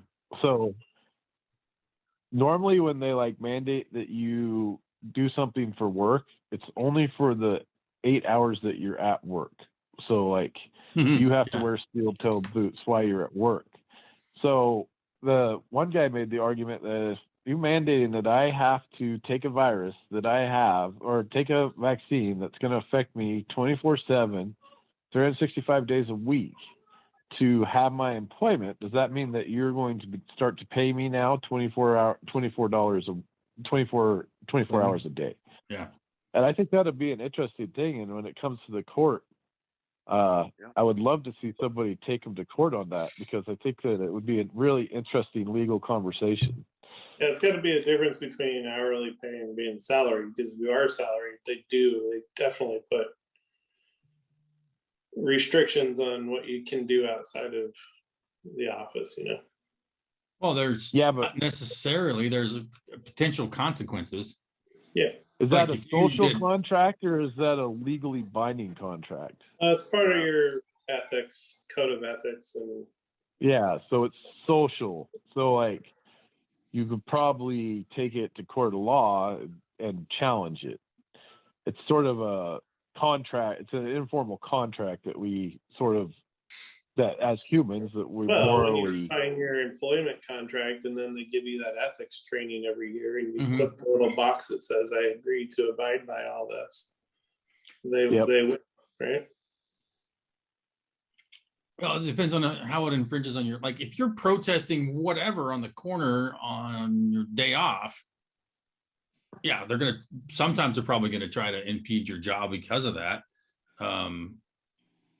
But that's your First Amendment right. Like there's a borderline, I think, the overreach on both of those sides. But I had another thought that went away. I guess I'm just getting old. Yeah, I don't know if the legal, there's got to be something in there, the legally to protect people from being there's a morals clause they're going to have, but like, yeah, like if you show up hammered, like to work, like drinking's legal, but it's impairing your job performance in the day. So like, I'm sure if you show up hammered, like obviously they can get rid of you or send you to counseling. Whereas being a Satan worshiper might not necessarily affect your day-to-day production. No. Hourly workers have a good point though.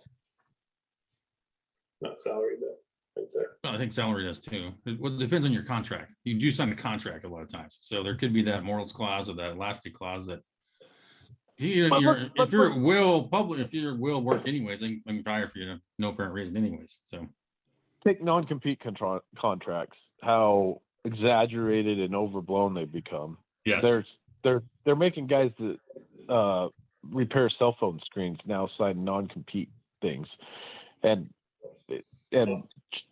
risk, and if they break the non-compete, like try and charge them millions of dollars to a guy that makes $9.95 an hour. Yeah. He's never going to pay that back in a million years. And most times, every non-compete I ever had, I just ignored. I know a couple people that had problems with non-competes, but they were like really specialized stuff. And now it seems like every company, like McDonald's, probably has you sign a non-compete. Yeah. So the robot takes your job. What are you going to do about that one? Oh, sorry. Yeah. Anyway, so I think that there's like a guy I follow on LinkedIn. That's his whole law specialty as a lawyer, is he just deals with non-complaints, and he wins most of his cases. Yeah. I can't actually think of a time that he's lost a non-compete lawsuit. So, and he's done it from the guys with the cell phones up to guys that are like computer programmers. So I think we enter into some of these contracts sort of as a way to get the job, but in the long term, the corporate America may be taking advantage of, they may be piling on those contracts more than they can actually enforce. Oh, I'm sure of that. But yeah. Most people you get fired and you just go find another job. It's not worth the lawsuits and everything just to go about it. So, sure. And when I worked in the oil field, damn it, we had such a perfect segue. Damn it, we were so close. I thought you were done. Sorry. Go ahead. Oh, sorry. No, I want to hear your oil field job. I fucked it up already. I'm just saying, as an MWD, I dealt with different companies' MWD systems. They're all proprietary, and by all accounts, I shouldn't. By the non-compete I signed, I should have never been able to go to the next company and work. Mm-hmm. But they knew it wasn't enforceable, and they never did enforce it. And that also, they didn't want to they didn't want to leave the door not for me to come back because they were short on it. It's only when it works for the corporation's best interest that they even think about enforcing it. Oh yeah. Yeah.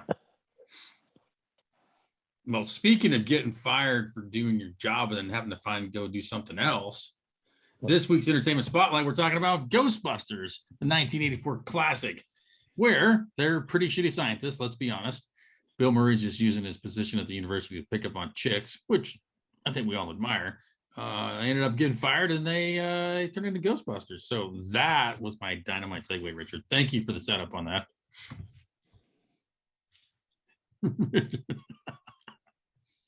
Did you guys watch the movie? About 5-10 years ago. Okay. Yeah. Joel? No, I watched it a couple months ago. I actually found it on YouTube. I couldn't find it anywhere else. So I watched it on YouTube. Actually, really good quality. But something that struck me as so funny, and I never thought about it before. So, if you haven't watched it, check it out for sure. But like 3 scientists at a university, they get canned instantly, thrown off campus like that day, which I found entertaining. But like the whole premise of the story is they mortgage this dude's house, Ray's house. He's like, but my parents left me this house. So they mortgage the house somewhere in New York. The next thing you know, they buy this downtown beat to shit fire station, which probably wasn't cheap, no matter how shitty it was, like a whole city block. It's stacked to the gills with all this electronic equipment when they're checking out what's her name with their head set, she's like lying or not. They buy a car, they hire a secretary, all of that supposedly off the money they got, and make a commercial for mortgaging Ray's parents' house. No, unless he had like a 9,000 square foot house, I seriously doubt they had enough money to do all that shit with right off the bat. And that's the one thing that like really struck me when I watched Ghostbusters this time. I'm like, wait a minute, like that's not how you start a small business. Like, what the shit, man? Like, there's also not ghosts. So well, there's that too.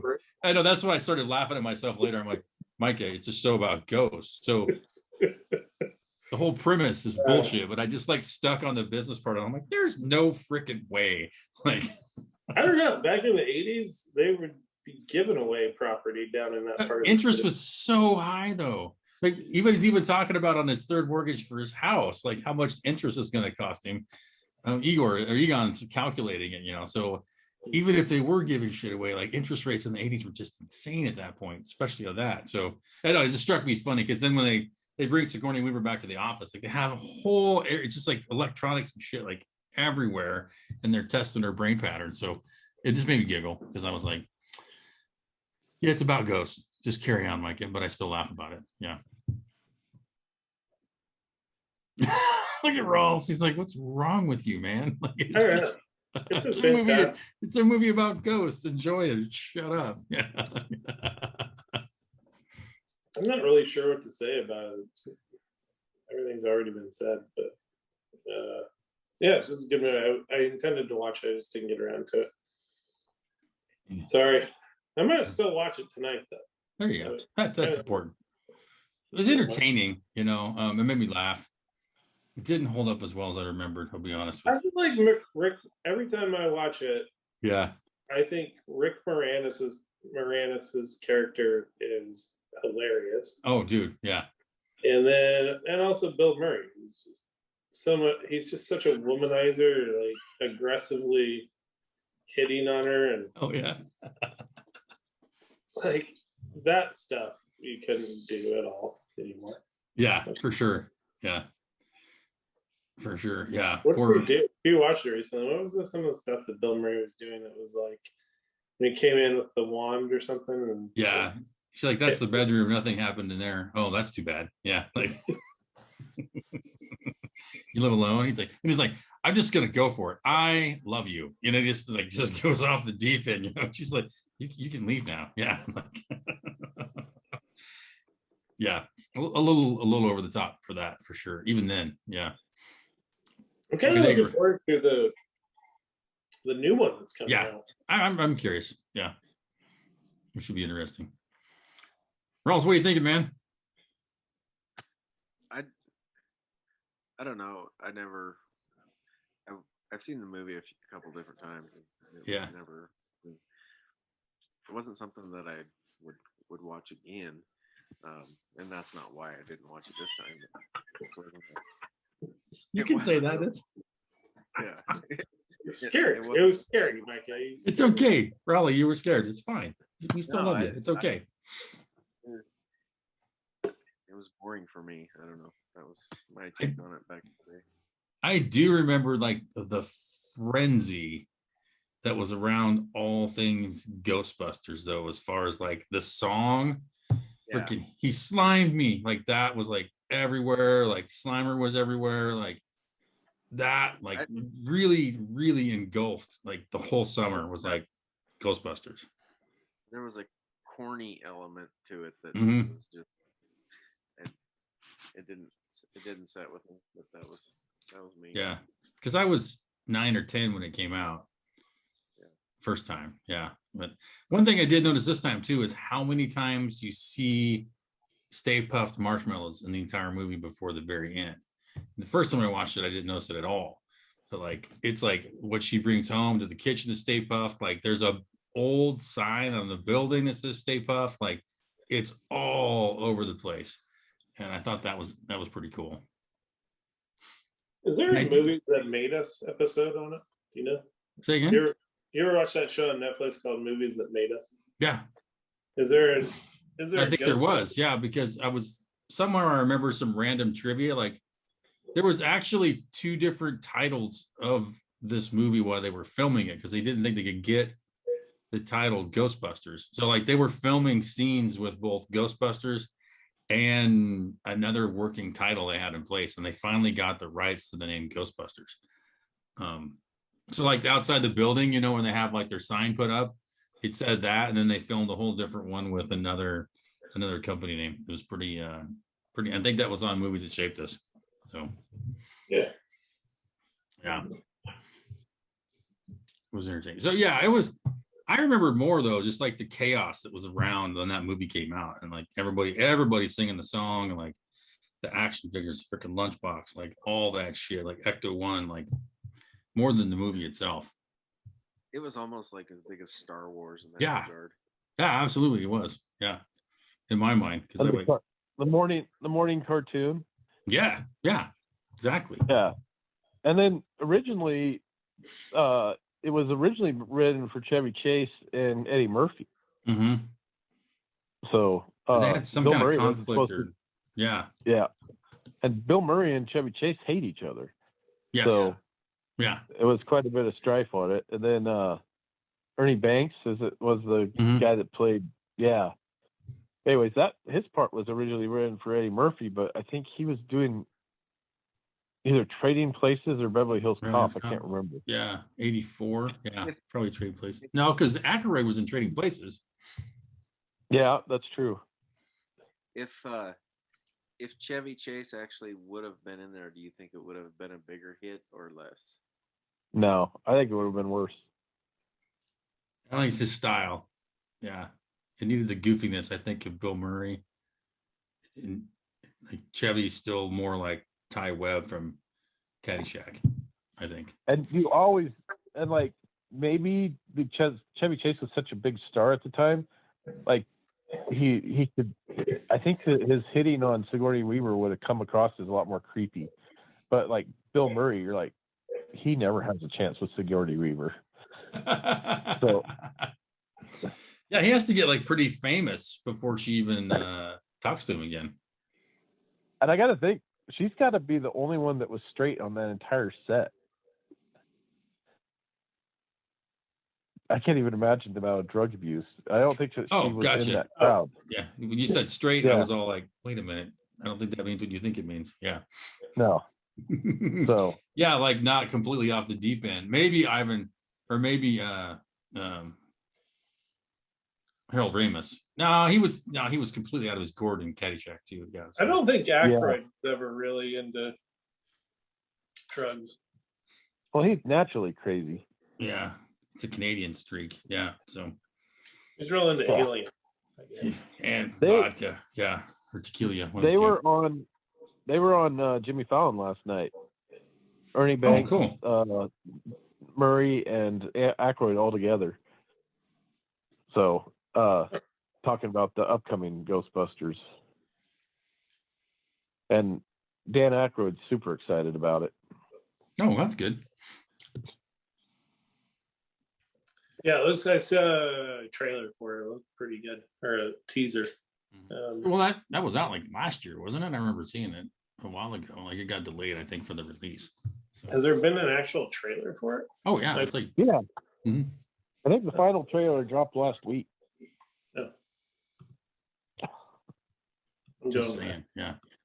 I didn't think that the all girls one was as bad as everybody made it out. It wasn't that bad. I've only seen it once, but I wasn't like good. It's not super memorable, but it was like entertaining. I wasn't like atrocity. I was like, could do without it. It was okay. I think Kate McKinnon's hilarious. Yeah, she is. I'll give her that. I don't like her on the Verizon commercials, but I think she's funny. Yeah. I'm just saying. Yeah. Cool. Well, anybody have one for next time? We kind of went communal on this one, so I don't remember even when we sort of picked last time. I don't remember whose turn it is. I don't remember whose turn this was, so I'll be honest with you.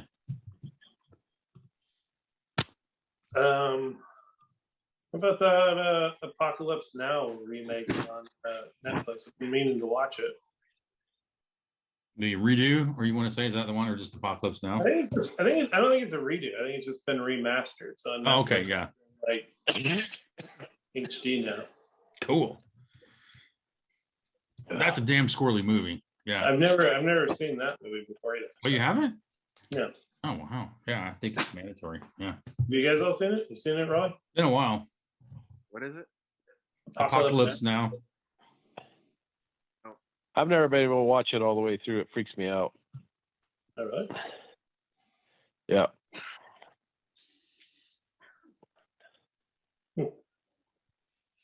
It's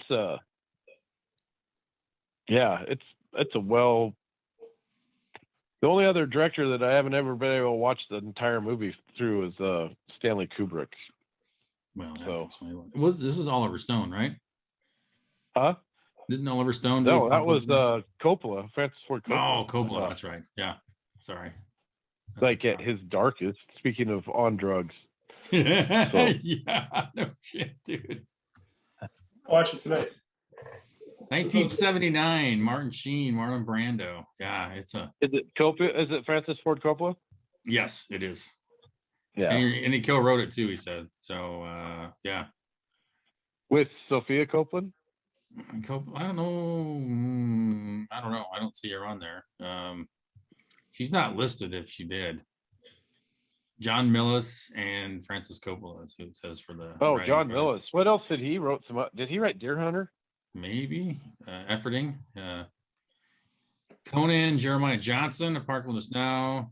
That's what he's known for, it says. Red Dawn, 1984 screenplay. Yeah. Rough Riders. That's a dark one. Yeah. Magnum Force, Dirty Harry, Evil Knievel, Judge Roy Bean. He's got an interesting mix. Magnum Force. Yeah. 1941. Seriously? Wow. I didn't see that coming. That's a crazy ass movie. Like that's like completely out of nowhere to be in that mix. He goes from Apocalypse Now in 1941 in the same year. Yeah. And then Conan. And then Red Dawn. Yeah, he's on drugs too. Episode of Miami Vice, even. Can you believe that? So anyways, yeah. So quite the talent, actually. Yeah. So exactly. Anyways, yeah, that sounds fun. Yeah, maybe watch that. Yeah.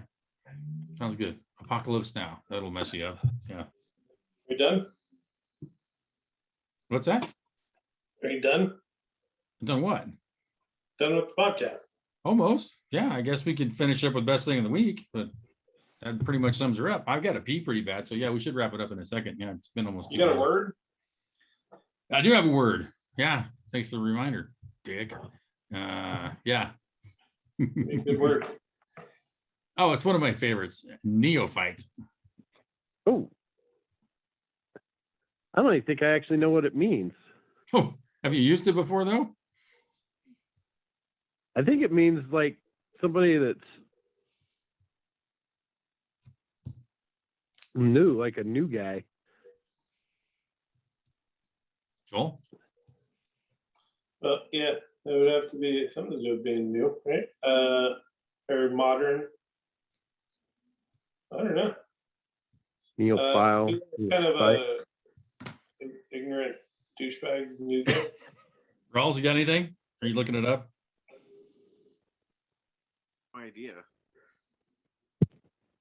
No. So you guys are all around it. Neophyte. It's just an inexperienced person, new at something. So yeah, you're intellectual neophyte. It's sort of I usually use it as an insult, but yeah. It's the guy that you used to go send to get the board stretcher or temp the sand. Yeah, he'd be a neophyte for sure. Yeah. Yeah.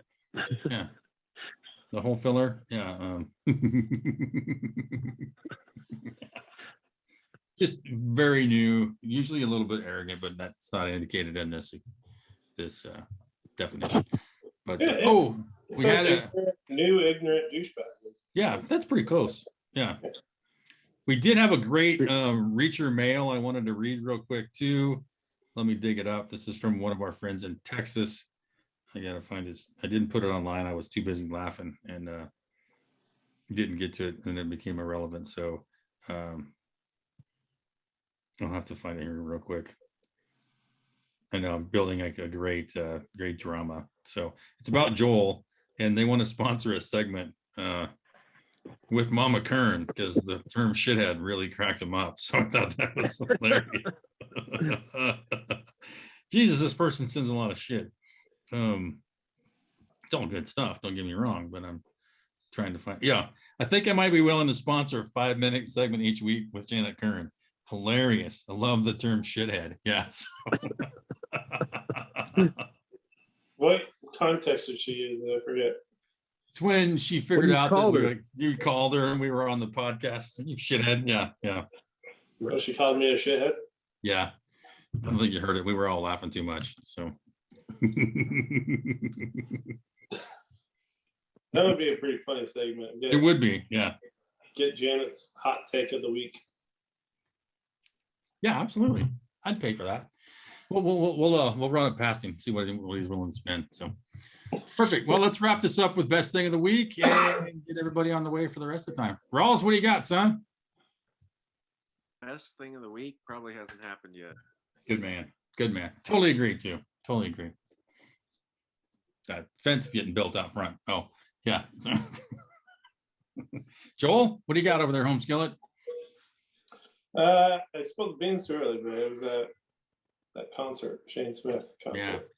Beautiful. Beautiful. Richard? I'd say if Rawls has a kid, that'll be my best thing of the week. But so.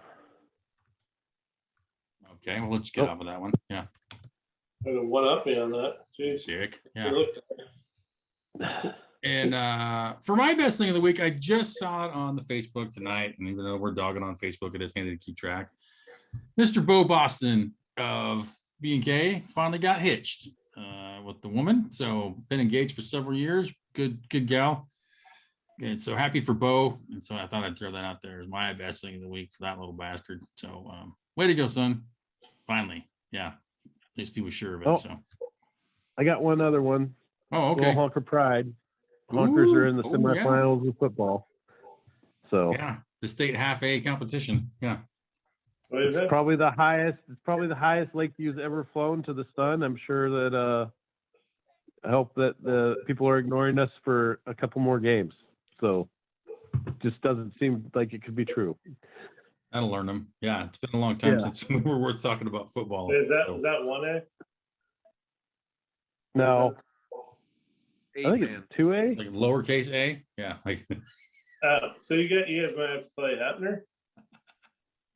No, 1A is 6-man football. Yeah, Hepner is 2A. We might have played Hepner, or I don't know. They're talking about bumping us back up to 3A, Yeah. which would make us the smallest. Can't beat Hepner. no. I don't think Hepner's even in the mix right now.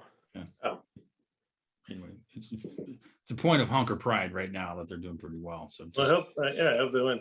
I'll let them enjoy the moment. Yeah. We're not exactly known as a football powerhouse. There is that. Neither are the Beavers, and they're bowl eligible now. Yes. It's been a long time. Definitely has What's been. bowl? Yeah. We can't get hung up on details like that. So Yeah. They The got 2 more games. Gold Cup Bowl.